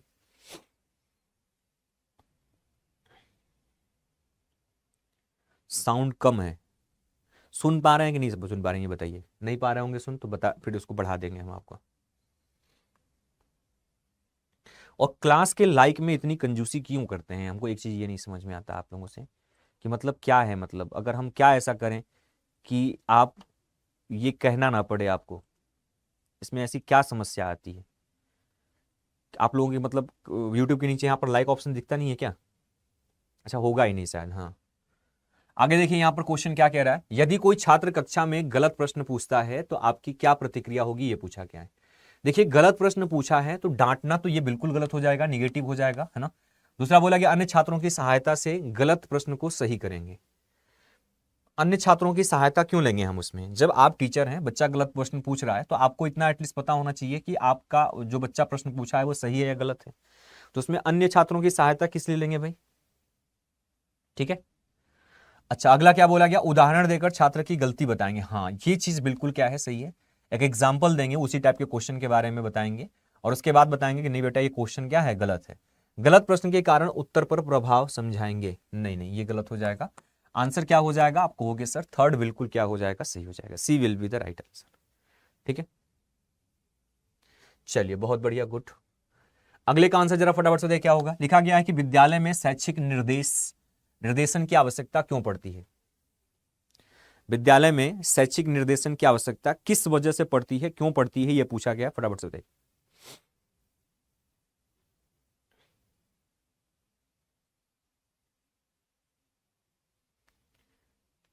जल्दी करिए। इससे छात्रों को विषय चयन में सहायता दी जाती है। विद्यालय में शैक्षिक निर्देश की आवश्यकता क्यों पड़ती है, मतलब शैक्षिक निर्देश की, हाँ ठीक है, मतलब पढ़ाने का जो इंस्ट्रक्शन है उनकी आवश्यकता क्यों पड़ती है, शिक्षण इंस्ट्रक्शन की आवश्यकता क्यों पड़ती है ना। एजुकेशनल गाइडेंस की आवश्यकता क्यों पड़ती है। तो पहला बोला गया इससे छात्रों के विषय चयन में सहायता दी जाती है। दूसरा बोला गया है छात्र व्यवसाय संबंधी सहायता प्राप्त करते हैं। इससे शिक्षकों को छात्रों के चयन में लाभ होता है और इससे पाठ्यक्रम में परिवर्तन संभव है। नहीं नहीं, बहुत दिक्कत है। देखो यहाँ पर बोला गया शैक्षिक निर्देश की आवश्यकता क्यों पड़ती है, मतलब एक इंस्ट्रक्शन जो होता है या फिर एजुकेशनल गाइडेंस जो होता है कि बहुत सारे ऐसे बच्चे होते हैं जिनको ये पता ही नहीं होता है कि पढ़ने का ये फायदा क्या है, पढ़ने का ये नुकसान क्या है, किस चीज़ को कैसे किस टाइप के बच्चों के लिए आवश्यक होता है, क्यों, कौन सा फील्ड अच्छा रहता है, कौन सा फील्ड बुरा रहता है, मतलब तमाम प्रकार की चीज़ें जो है गाइडेंस होती हैं। तो ये किस चीज के लिए आवश्यकता पड़ती है, इससे छात्रों के विषय चयन में सहायता होती है। आप कहोगे हाँ सर, अगर किसी बच्चे को ये पता हो कि कौन सा विषय किस फील्ड के लिए होगा, किस फील्ड में क्या कार्य करना होता है, उसके लिए इंपॉर्टेंस क्या होता है, नुकसानदायक क्या होता है, तो इससे क्या होगा कि वो सही गलत की पहचान कर सकेगा, विषय का भी चयन कर सकेगा। आप कहोगे सर सही है। छात्र व्यवसाय संबंधी सहायता प्राप्त कर सकते हैं। अब देखो यहाँ पर बात की गई है शैक्षिक निर्देशन की और यहाँ पर बात किसकी की जा रही है, आप कहोगे सर व्यवसाय संबंधी सहायता की। तो आप कहोगे सर ये गलत हो जाएगा। ठीक है, व्यवसाय संबंधी सहायता प्राप्त करना ये गलत हो जाएगा। इससे शिक्षकों को छात्रों के चयन में लाभ होता है ना। यानी जो शिक्षक हैं वो छात्र का चयन कर सकते हैं, इससे ये फायदा होगा। आप कहोगे नहीं सर, छात्र के चयन के लिए नहीं शैक्षिक निर्देशन दिया जाता है, बल्कि छात्र अपने बारे में सोच सकें, आने वाले टाइम के बारे में सोच सकें कि कौन सा विषय सही होगा, कैसे पढ़ना सही होगा, इन सब चीजों के बारे में, और इससे पाठ्यक्रम में परिवर्तन संभव है। तो शैक्षिक निर्देशन से पाठ्यक्रम में परिवर्तन नहीं होता है, ये भी पॉइंट आपका गलत हो जाएगा। तो इससे छात्रों के विषय के चयन में सहायता दी जाती है। आपको ओके हाँ सर, जैसे होता है ना कि बहुत सारे ऐसे बच्चे होते हैं, मैंने देखा है कि 8वीं पास कर लिए, हाँ मैट्रिक पास कर लिए, इंटरमीडिएट पास कर लिए, लेकिन उनको यही नहीं पता है कि किस विषय से कौन सा स्ट्रीम है, किस क्षेत्र में जाना सही रहेगा, क्या करके हम क्या कर सकते हैं। अभी आप में से बता दूं, बहुत सारे लोगों को टीजीटी पीजीटी का बहुत सारे लोगों को सिलेबस तक नहीं पता होगा, ऐसे भी लोग होंगे। तो उसके पीछे रीजन क्या है, क्योंकि उनको सही समय पे सही गाइडेंस नहीं मिला या सही गाइडेंस देने वाला कोई पर्सन नहीं था। तो ये सबसे ज्यादा आवश्यक होता है कि सही गाइडेंस का होना, सब चीजों के बारे में जानकारी होना, ताकि उसके ही बिहाफ पे आप अपने विषय को चूज कर सकते हो, अपने रास्ते को डिसाइड कर सकते हो, अपने एम को डिसाइड कर सकते हो। इस चीज को ध्यान रखिएगा। ठीक है, अगला बोला गया यदि छात्र खेल के प्रति उदासीन है तो उसमें खेलने के प्रति रुचि किस प्रकार जागृत कर सकते हैं। मतलब बच्चा होता है ना, जैसे किसी कार्य के प्रति क्या होता है, निष्क्रिय होता है, उदासीन होता है। तो उस कार्य के प्रति अगर चाहते हैं कि आप उस बच्चे के अंदर उस कार्य के प्रति अगर उसकी भावना को जागृत करना चाहते हैं, इंटरेस्ट बच्चे का लाना चाहते हैं, तो आपको क्या करना चाहिए, जागृत कैसे कर सकते हैं। स्वयं छात्रों के साथ मिलजुल कर खेलकर खेल के महत्व को बताएंगे, उसको खेल के महत्व पर फिल्म दिखाएंगे और रुचि हेतु भाषण कराएंगे। फटाफट से बताइए।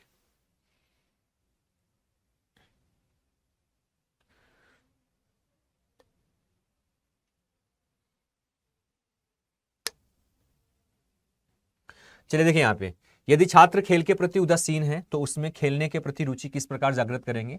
ऑब्वियस सी बात है, देखो अगर खेल के महत्व को आप बताओगे ना, तो बच्चा उतनी बारीकी से नहीं समझ सकता, या फिल्म के बारे में दिखाओगे तब भी वो बच्चा उतने बारीकी से नहीं समझ सकता।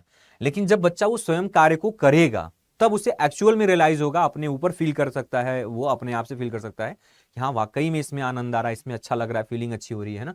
तो वो चीज ना खेल के महत्व बताने से नहीं होगा, फिल्म दिखाने से नहीं होगा, रुचि का भाषण करने से भी नहीं होगा, लेकिन स्वयं छात्र जब खेलेगा, है ना, स्वयं छात्रों के साथ मिलजुल करके खेलेंगे, तो बच्चे के साथ अगर आप खेलेंगे तो बच्चे को रियलाइज होगा कि हाँ एक्चुअली खेल की एक्टिविटी क्या है, बिल्कुल मजेदार है।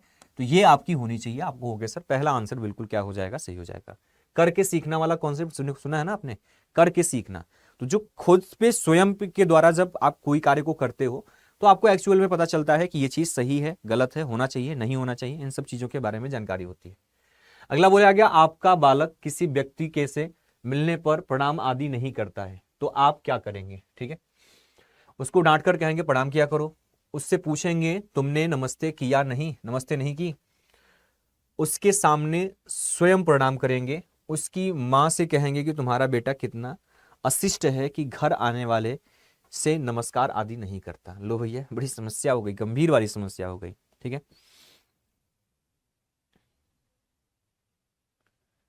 देखो यहां पर कुछ लोग कह रहे हैं सर खेलने में रुचि ही नहीं है तो करेगा कौन सा, है ना। अरे भाई मेरे, उसको इंटरेस्ट ठीक है नहीं है, लेकिन जब आप अगर उसको कहोगे आओ चलो खेला जाए, तो आपके कहने पे तो वो खेलेगा ना। और जब खेलेगा तो उसको धीरे धीरे उसमें आनंद आने लगेगा, आनंद आएगा तो उसको खेल को पसंद करने लगेगा। जैसे आपको हम बता दें, बहुत बार ऐसा होता है कि कोई चीज खाने का आपको मन नहीं करता है, सामने वाला कहता है कि चख के देखो तो एक बार।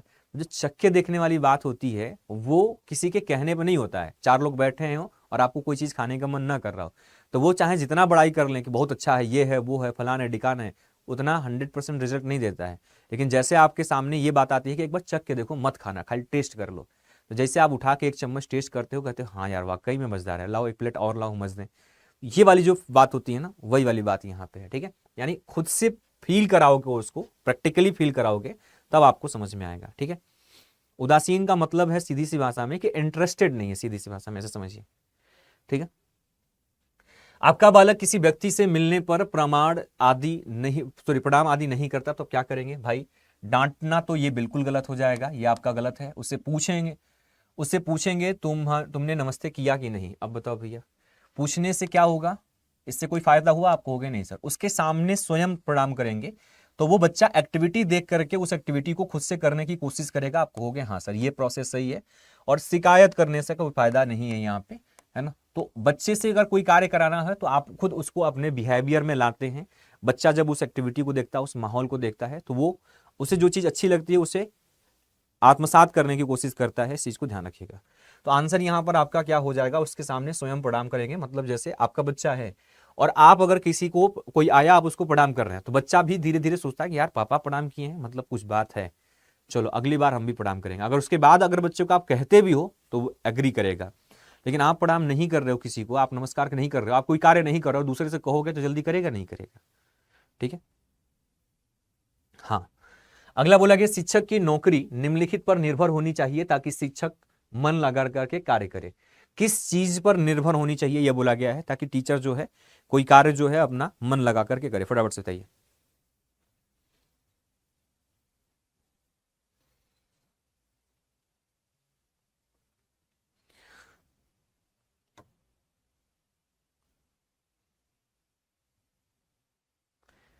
लिखा गया कि निश्चित समय के ठेके पर, जब तक रिटायर ना हो, केवल 1 वर्ष के लिए, केवल 15 वर्ष के लिए। देखो अब इसमें थोड़ा सा एक विरोधात्मक चीजें आ रही हैं इसमें। तो सबसे पहले आपको यह समझना होगा, इस चीज को समझने से पहले, कि अगर कोई कार्य आपको अच्छा कराना है, क्या करना है? अच्छा कराना है, तो आप क्या करेंगे? अच्छा कार्य कराने के लिए अच्छे लोगों का चुनाव करेंगे। क्या करेंगे? अच्छे लोगों का चुनाव करेंगे, है ना। ये करते हो ना आप। जैसे मान लीजिए आपको खूब बढ़िया घर बनवाना हो, पैसे की कोई दिक्कत नहीं है, आपको इतना पैसा है कि मतलब पूछो ना, लेकिन आपको एक बढ़िया घर बनवाना है, तो आप क्या करेंगे? कोई भी मिस्त्री से बनवा लेंगे? आप कहोगे नहीं सर, एक काम करते हैं, मिस्त्री बुलाते हैं और मिस्त्री के बारे में पता करते हैं, तो डिजाइन देगा, फोटो देगा, फिर उसके कार्य को जाकर के देखेंगे। ठीक वही चीज है ना। अब अगर मान लो कार्य कराना है, 2 मिस्त्री की आवश्यकता है, आपके पास 10 मिस्त्री आ गए, तो 10 मिस्त्री में से चुनाव कैसे करेंगे आप? तो 10 मिस्त्री से चुनाव करेंगे तो ऑब्वियस सी बात है कि आप उसका कार्य को समझेंगे, पिछले कार्य को देखेंगे, तब उसमें से चुनाव करेंगे। तो इसमें एक कंडीशन क्या होती है कि मान लो 10 में से आपने किसी एक मिस्त्री को ले लिया या 2 मिस्त्री को ले लिया, काम कराना शुरू कर दिया, तो अब इस मिस्त्री के अंदर एक ये भी डर है कि हमारे पीछे 8 लोग हैं, अगर मैं कार्य सही से नहीं करूंगा तो फिर 8 में से कोई एक ऐसा पर्सन होगा जो हमारा जगह ले लेगा और हमारी ये काम छीन जाएगा हमसे। चीज वही समझने की कोशिश करिएगा। तो शिक्षक की नौकरी निम्नलिखित पर निर्भर होनी चाहिए ताकि शिक्षक जो है मन लगा करके कार्य करे। कोई भी कार्य बेहतर तब होता है जब उसके एक ऊपर टारगेट होता है। टारगेट का मतलब अपना पद बनाने के लिए एक जो टारगेट होता है वो, जैसे पहला बोला है एक निश्चित समय में ठेके पर दे। निश्चित समय में ठेके देने का मतलब आपके कार्य को चेक करने की एक प्रक्रिया हो गई कि आप इतने साल तक करके देखिए, अगर ठीक होता है तो रखेंगे, नहीं तो हटा देंगे, किसी दूसरे को चेक करेंगे जब तक रिटायर ना हो। तो रिटायर वाली फंक्शन जैसे लाओगे तो उनके मन में हो जाएगा कोई कुछ नहीं कर सकता, पढ़ाएं चाहे ना पढ़ाएं। तो ये वाली बात तो आपका बिल्कुल गलत हो जाएगा भाई। कई लोग यहाँ पर बी आंसर ही बता रहे हैं। आप अपने पर्सनल आधार पर या टीचर आगे भविष्य में बनने वाले उसके आधार पर मत सोचिए, ठीक है। केवल 1 वर्ष के लिए, तो 1 वर्ष से क्लियर क्या हो रहा है? कुछ क्लियर हो रहा है? आप कहोगे नहीं सर, क्लियर करने का कोई रास्ता इसमें नहीं है। 15 वर्ष में से भी क्लियर करने का कोई रास्ता नहीं है। तो अब मुझे ये दिख रहा है कि एक निश्चित समय पर ठेके के रूप में, मतलब एक ड्यूरेशन दिया जाएगा उनको, अगर उनसे कार्य ठीक हो रहा है तो ठीक आगे कंटिन्यू होगा, नहीं होगा तो किसी और को ट्राई किया जाएगा। वो ठेके का कॉन्सेप्ट होता है, ठीक है। तो मतलब इसका कहने का मतलब यही है। तो पहला आंसर आपका बिल्कुल क्या हो जाएगा? सही। क्योंकि ऐसे कंडीशन में फिर व्यक्ति जो होता है वो अपना 100% योगदान देना क्या करता है? शुरू करता है। इस चीज को ध्यान रखिएगा। जब आपके सामने शर्त हो कि 10 दिन बाद हम आपका रिपोर्ट लेंगे, उसके बाद डिसाइड करेंगे करते हैं कि नहीं करते हैं, तो उस कंडीशन में 10 दिन के अंदर वो अपनी पूरी एनर्जी लगाता है, पूरी पावर लगाता है, जितना कर सकता है वो करने की कोशिश करता है ना। हाँ, तो वही वाला कॉन्सेप्ट है और कुछ नहीं। अगला क्वेश्चन क्या बोला गया है यहां पर कि बालकों को परिश्रम हेतु प्रेरित करने का सर्वोत्तम उपाय है। मतलब कैसे बच्चा क्या करे? परिश्रम करे। इसके लिए सबसे सही उपाय इसमें से कौन सा है जो बालक को प्रेरित करे कि बच्चा क्या करे? मेहनत करे। अग्निवीर सर देखो, एक्चुअल में अगर देखा जाए तो ये चीजें हैं तो सही कि अगर किसी भी जैसे प्राइवेट ऑर्गेनाइजेशन आप देखते होंगे, कम पैसे में गवर्नमेंट काम से, गवर्नमेंट लोगों से ज़्यादा अच्छा कार्य करा लाता है। इसके पीछे रीज़न यही है, सबसे बड़ा रीज़न यही है कि मैं इसको सपोर्ट नहीं कर रहा, इस चीज़ को मत सोचिएगा कि मतलब मैं प्राइवेट को सपोर्ट कर रहा हूँ, लेकिन इतनी ज़्यादा करप्शन और इतनी ज़्यादा मतलब गैर जिम्मेदाराना तरीके से कार्य होते हैं, मतलब जो ऐसे पद पे बैठ गए हैं जिनको लगता है कि अब कोई हटा नहीं सकता, कुछ कर नहीं सकता, गैर जिम्मेदार तरीके से कार्य होते हैं कि वो चीज़ें कहीं ना कहीं एक नुकसान देती हैं, ठीक है। आप उठा करके देखिए अपने आसपास के ही प्राइवेट विद्यालय जो होंगे उसमें एकदम कम पैसे में टीचर होंगे, लेकिन उस विद्यालय के बच्चों की क्वालिटी बेहतर है अकॉर्डिंग टू अन्य जो विद्यालय हैं। तो ये कहाँ से आया, कैसे हुआ? ऐसा तो नहीं ना कि मतलब बच्चा पैदा हुआ और प्राइवेट कॉलेज में ही सीधा चला गया, नहीं। उसके पीछे ये है कि गाइडेंस है वहाँ पर। इसके पीछे रीज़न ये है कि अगर आप अच्छा नहीं करेंगे तो आप हट जाएंगे, कोई दूसरा कार्य कर सकता है। ये सारी चीज़ें कहीं ना कहीं यहाँ पे हैं। तो ये चीज़ तो वाकई में है कि प्राइवेटीकरण या जो प्राइवेट जो चीज़ें होती हैं वो कार्य बेहतर करती हैं किसी भी चीज़ को, क्योंकि वो रिस्पॉन्सिबिलिटी के साथ कार्य करते हैं। बालकों को परिश्रम हेतु प्रेरित करने का सर्वोत्तम उपाय पूछा गया है कि प्रेरित करने हेतु सर्वोत्तम उपाय क्या है ताकि बच्चा क्या कर सके? मेहनत करे। पहला बोला गया है कि परिश्रम द्वारा सफलता प्राप्त करने वालों का उदाहरण दिया जाए। तो उदाहरण देना देखो ठीक है, गलत नहीं है, लेकिन बात यह है कि क्या वो बच्चा रियलाइज कर पाएगा उसको? आपको हो कि नहीं, रियलाइज कराना सबसे ज्यादा जरूरी होता है। परिश्रम के महत्व पर व्याख्या दिया जाए। व्याख्या देने से बच्चा रियलाइज कर पाएगा? आपको हो कि नहीं सर। फिर बोला गया परिश्रमी बालकों को पुरस्कार दिया जाए। पुरस्कार देना भी ठीक है, लेकिन रियलाइज कर पाया? नहीं। अगला बोला गया स्वयं परिश्रम किया जाए जिसे देखकर बालक स्वतः क्या हो? प्रेरित हो। अगर आप मेहनत कर रहे हैं, ये वही वाला एग्जाम्पल है जो हमने बताया था ना कि खेलने में अगर खेलने के प्रति वो उदासीन है, खेल के प्रति, तो बच्चे को क्या किया जाए? तो आप कहोगे सर उसके साथ खेला जाए, खेलने में अगर उसको आनंद आ गया। तो वही वाली बात है कि आप परिश्रम किया जाए, स्वयं परिश्रम किया जाए, जिसको देख करके बच्चा क्या करेगा? उसमें इन्वॉल्व होने की कोशिश करेगा, स्वयं प्रेरित होगा। आपको हो कि हाँ सर। तो आपको किसी व्याख्यान से या उदाहरण से या पुरस्कार से ज्यादा बेटर क्या है कि आप स्वयं कार्य करना शुरू करिए और आप उससे कहिए जरा हेल्प करो, ये करो, वो करो। धीरे धीरे बच्चा उस कार्य में क्या होगा? इन्वॉल्व होगा और उसे लगेगा कि हाँ कार्य किया तभी इसका रिजल्ट ऐसा आया। इस चीज को ध्यान रखिएगा, ठीक है। चलिए इसका आंसर जरा फटाफट से बताइए क्या होगा। मैं किसी को बुरा नहीं बता रहा हूं, किसी योजना को, किसी नेता को, किसी पार्टी को मैं नहीं कह रहा हूं। मैंने ये बोला कि एक्चुअली में काम कहां पर अच्छा हो पाता है और कहां पर बुरा हो पाता है, मैंने इतनी सी बात बताई। आप बड़े समझदार हैं, आप इस चीज को समझ चुके होंगे, ठीक है। लिखा गया बालकों में ईमानदारी का विकास किया जा सकता है यदि। कैसे ईमानदारी का विकास किया जा सकता है बच्चे में, है ना? फटाफट से बताइए।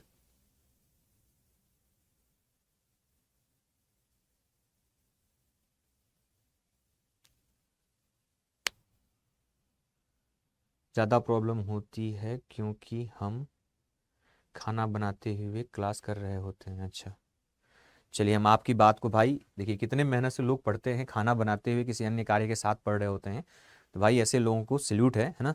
तो प्लीज़ हम अभी बुलाते हैं और अपने हम महोदय से अपना साउंड को थोड़ा सा बढ़वा देते हैं, ठीक है। चलिए, हालांकि क्लास आधा से अधिक बीत ही गई है। देखिए यहाँ पर बालकों के ईमानदारी का, इसका साउंड थोड़ा सा बढ़ सकता है तो बढ़ा दीजिए। चलिए, क्या बोला गया, बालकों में ईमानदारी का विकास किया जा सकता है यदि बेईमानों को कठोर दंड दिया जाए, ईमानदारी के महत्व पर विस्तार पूर्वक प्रकाश डाला जाए, ईमानदार बालकों को पुरस्कृत किया जाए, ईमानदार व्यक्तियों को सफलता के उदाहरण दिए जाए। अब देखो होता क्या है, कहीं कुछ ऐसे होते हैं जहां पर जो पुनर्बलन होता है, जैसे प्राइज देना, ये सब क्या होता है, पुनर्बलन का काम करता है ना। तो ये सब चीजें कहीं ना कहीं लोगों को सपोर्ट करने का काम करती हैं, लेकिन ये सही भी नहीं होता है पुनर्बलन हर जगह पे, इस चीज को ध्यान रखिएगा, ठीक है। तो लिखा गया है कि बेईमानों को कठोर दंड। पहली बात तो कठोर दंड ये वर्ड ही क्या होते हैं, निगेटिव होते हैं, पहली बात इस चीज को ध्यान रखिएगा। अब कुछ लोग कहेंगे सर गलत किया है तो कठोर दंड तो होना चाहिए। दंड देना और कठोर दंड में दोनों में अंतर होता है। एक बार जरा क्लियर करेंगे, ऑडियो क्लियर हो गया, मतलब साउंड बढ़ गया, तेज हो गया, सभी लोग जरा एक बार रिप्लाई करेंगे। दूसरा बोला गया ईमानदारी के महत्व पर विस्तार पूर्वक प्रकाश डालना। अगर विस्तार पूर्वक अगर बता रहे हैं तो बच्चा उस चीज को फील नहीं करेगा, या फिर आप सफलता को उदाहरण दे रहे हैं तब भी उस चीज को फील नहीं करेगा। लेकिन आप ही के साथ का एक बच्चा है, आप ही के साथ का एक विद्यार्थी है, और अगर हम उसको ईमानदारी की वजह से हम उसको कोई प्राइज दे दिए तो उसको लगेगा ना यार हम भी ईमानदारी किए होते तो हमको भी क्या हो गया होता, मिल गया होता। तो वो उस कंडीशन में फिर फील करता है, इस चीज को ध्यान रखिएगा।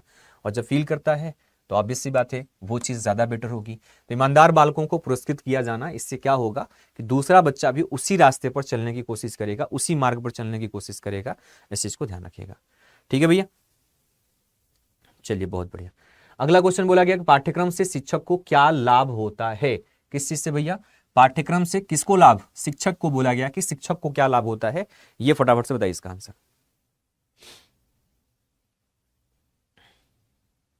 सोच समझ के आंसर देना है। मैं इन सब क्वेश्चन को लाने के पीछे रीजन ही है कि यहां पर आप क्वेश्चन को पढ़ करके सोचना शुरू करें, समझना शुरू करें, ठीक है।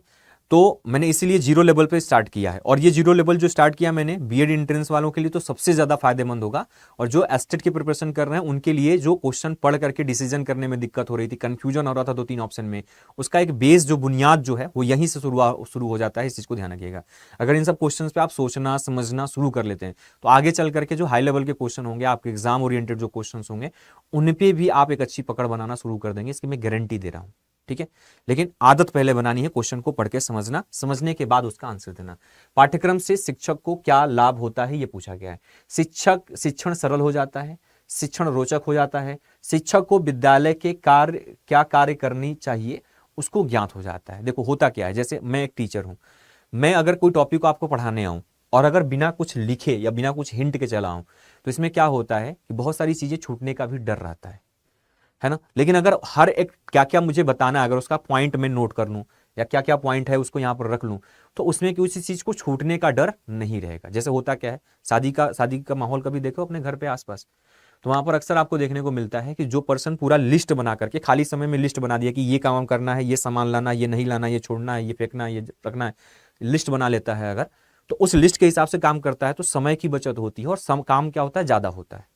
कुछ ऐसे परिवार मैंने देखा है कि जब जिस चीज का काम पड़ा तुरंत बाइक स्टार्ट किया, मार्केट के सामान लाए, फिर बाइक स्टार्ट किया, सामान लाए।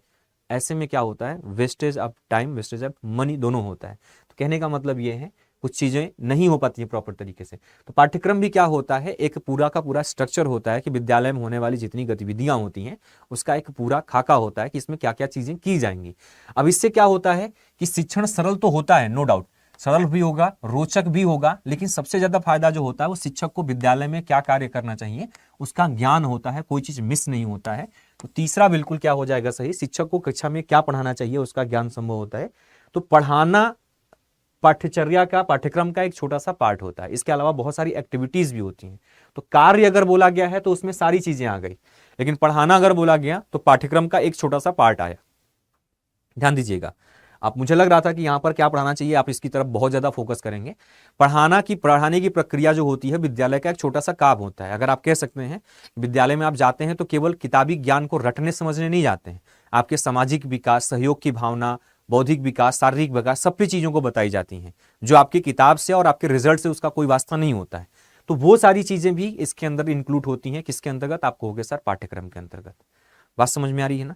तो ऑब्वियस सी बात है कि विद्यालय में होने वाले कार्य का ज्ञान होता है ना, कि बच्चे, ये होता है ना पाठ्यक्रम में कि बच्चे को इतनी क्लास कराई जाएगी, ये स्पोर्ट्स का टाइम होगा, ये एक्टिविटी कराई जाएगी। तो जो एक्टिविटी होती है, स्पोर्ट्स होता है, वो भी किसका पार्ट होता है? पाठ्यक्रम का पार्ट होता है। इस चीज को ध्यान रखिएगा। करिकुलम का पार्ट होता है, इस चीज को ध्यान रखिएगा। तो जिसका भी आंसर थर्ड आया है, तीसरा आया है, उसका आंसर बिल्कुल क्या है? सही है।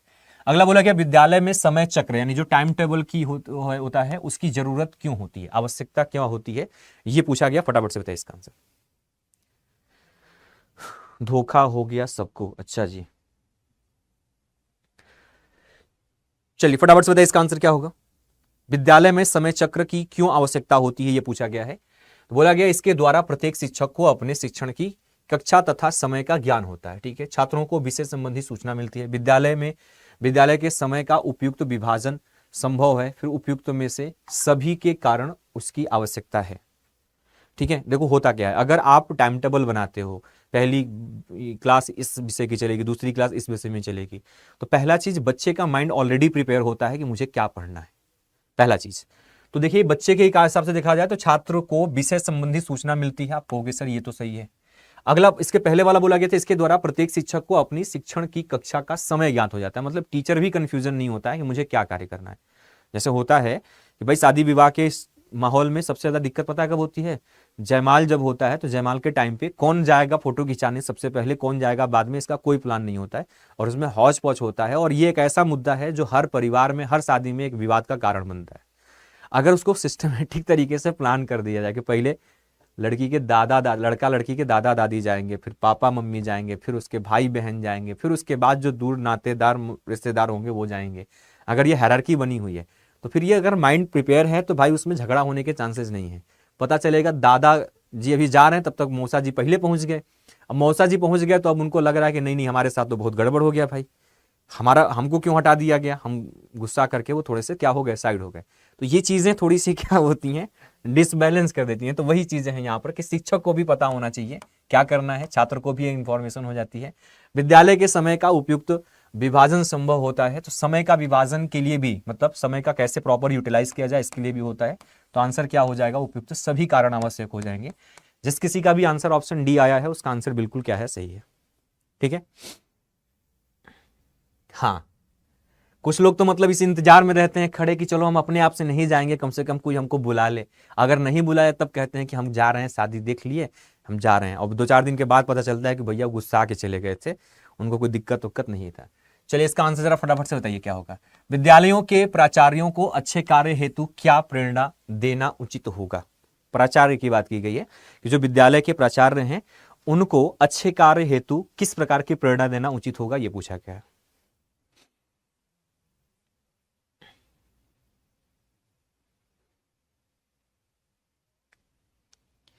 कल ही जयमाल पे फोटो के लिए झगड़ा हो गया सर। अच्छा देखो यहाँ पर समस्याएं बड़ी गंभीर हैं और बहुत प्रचंड लेवल पे चल रही हैं ये समस्याएं, है ना।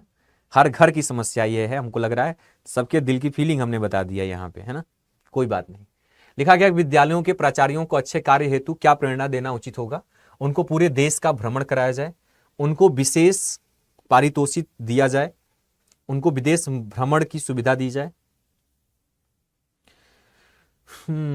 अच्छे कार्य हेतु क्या प्रेरणा देना उचित होगा? अच्छे कार्य हेतु प्रेरणा देना पूछा गया है कि अच्छे कार्य के लिए प्रेरणा कैसे दिया जाए, है ना। अब यहाँ पर तो अलग अलग बातें की गई। उनको पूरे देश में भ्रमण कराया जाए, ठीक है, उनको विशेष पारितोषित किया जाए, स्पेशल रिवार्ड, ठीक है। फिर बोला गया उसको विदेश भ्रमण की सुविधा दी जाए, विदेश भ्रमण की सुविधा दी जाए। थोड़ा सा ना अजीब लग रहा है मतलब ये क्वेश्चन, इसमें से ऑप्शन कोई हमको पच नहीं रहा है, मतलब जो डाइजेस्ट होने लायक होना चाहिए उस लेवल पे ये डाइजेस्ट हो नहीं रहा है, ठीक है। लेकिन फिर भी हम लोगों को करना है। उपयुक्त में से सभी उदाहरण दिया जाए। देखिए बात बोला गया कि विद्यालय के प्राचार्य को अच्छे कार्य हेतु क्या प्रेरणा देनी चाहिए, मतलब अगर अच्छा कार्य किए हैं तो उन्हें क्या करना चाहिए। तो देश भ्रमण कराना या फिर रिवार्ड देना ये भी ठीक है, मतलब दोनों में कोई गलत तो है नहीं इसमें से। और दो हमको यहां पर सही आंसर समझ में आ रहा है, पहला और दूसरा तो हमको ये भी समझ में आ रहा है सही, और दूसरा भी हमको सही समझ में आ रहा है। अगला बोला है उनको विदेश भ्रमण की सुविधा दी जाए, तो ये भी एक प्रकार से रिवार्ड ही होता है, मतलब कि आप जाइए यहाँ पर अच्छे तरीके से घूम लीजिए, तो ये भी एक प्रकार से रिवार्ड का ही चीज है। अगर अच्छा कोई कार्य किया तो रिवार्ड का प्रोसेस होता है। उपयुक्त सभी सुविधा दिया जाए, तो इसमें मजबूरी में हम उपयुक्त सभी सुविधा कह सकते हैं, क्योंकि पर्टिकुलर एक को इसमें से डिसाइड करना बड़ा मुश्किल है। कि होता है ना, जैसे कोई अच्छा कार्य किया तो उसको मनोबल को हाई रखने के लिए, उसकी एक्टिविटी को बेहतर रखने के लिए क्या करते हैं, उसको कुछ बोनस देते हैं या फिर कुछ रिवार्ड्स देते हैं। रिवार्ड्स में कई सारी चीजें होती हैं, तो ये आपका आंसर डी हो जाएगा यहाँ पे, ठीक है। अगला क्वेश्चन क्या कह रहा है, यदि आपके प्राचार्य आपको ग्रीष्म अवकाश में किसी शैक्षणिक गोष्ठी में भेजते हैं तो आप क्या करेंगे, है ना। कब की बात की गई है, ग्रीष्म अवकाश की बात कर दी, मतलब छुट्टी का टाइम था भैया, और आपके जो प्राचार्य साहब थे वो आपको क्या कर दिए, भेज दिए किसी कार्य के लिए, है ना। देखिए गुरुजी पच जाएगा यदि आपके प्राचार्य को ग्रीष्म अवकाश में किसी शैक्षिक गोष्ठी में भेजते हैं तो आप क्या करेंगे, ये पूछा गया। खुशी से उनमें भाग लूंगा, न जाने का बहाना करूंगा, किसी अन्य शिक्षक को भेजने की सलाह दूंगा, उसमें भाग लेने की इच्छा व्यक्त नहीं करूंगा, ठीक है। देखिए पहली बात तो यह कि आपकी छुट्टी का टाइम था और उसमें आपके प्राचार्य साहब ने किसी गोष्ठी में जाने के लिए कह दिया, तो एक चीज तो हमेशा ध्यान रखिएगा, ना कहना निगेटिव होता है, तो ना जाने का बहाना करना बिल्कुल गलत है। किसी अन्य शिक्षक को भेजने के लिए कहना ये भी गलत है, जब आपको कहा गया तो किसी अन्य पे बात कैसे आ जाएगी। उनमें भाग लेने की इच्छा व्यक्त नहीं करूंगा, तो ये और इसमें कोई खास अंतर नहीं है, ये भी निगेटिव वर्ड हो गया, तो ऑब्वियस बात है आंसर पहला क्या हो जाएगा, आपका सही हो जाएगा। जिसका भी आंसर ऑप्शन फर्स्ट आया है, खुशी से उसमें भाग लूंगा, पहला आंसर आपका बिल्कुल क्या है, सही है। अगला क्वेश्चन कह रहा है कि बच्चों को किस आयु में विद्यालय में भेजना चाहिए, 5 वर्ष के बाद, 6 वर्ष के बाद, 3 वर्ष के बाद, जब बच्चा जाना चाहे तभी भेजा जाए। फटाफट से बताइए, किस आयु में बच्चे को विद्यालय भेजना चाहिए।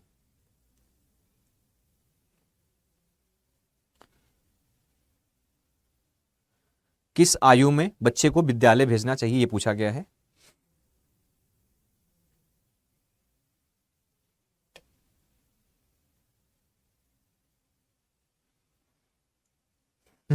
पढ़ने के लिए अलग रूल होते हैं, करने के लिए अलग रूल होते हैं ना। कई लोग कह रहे हैं कि हम होते तो ऐसा कार्य करते, तो पढ़ने के लिए अलग रूल और करने के लिए अलग रूल है ना।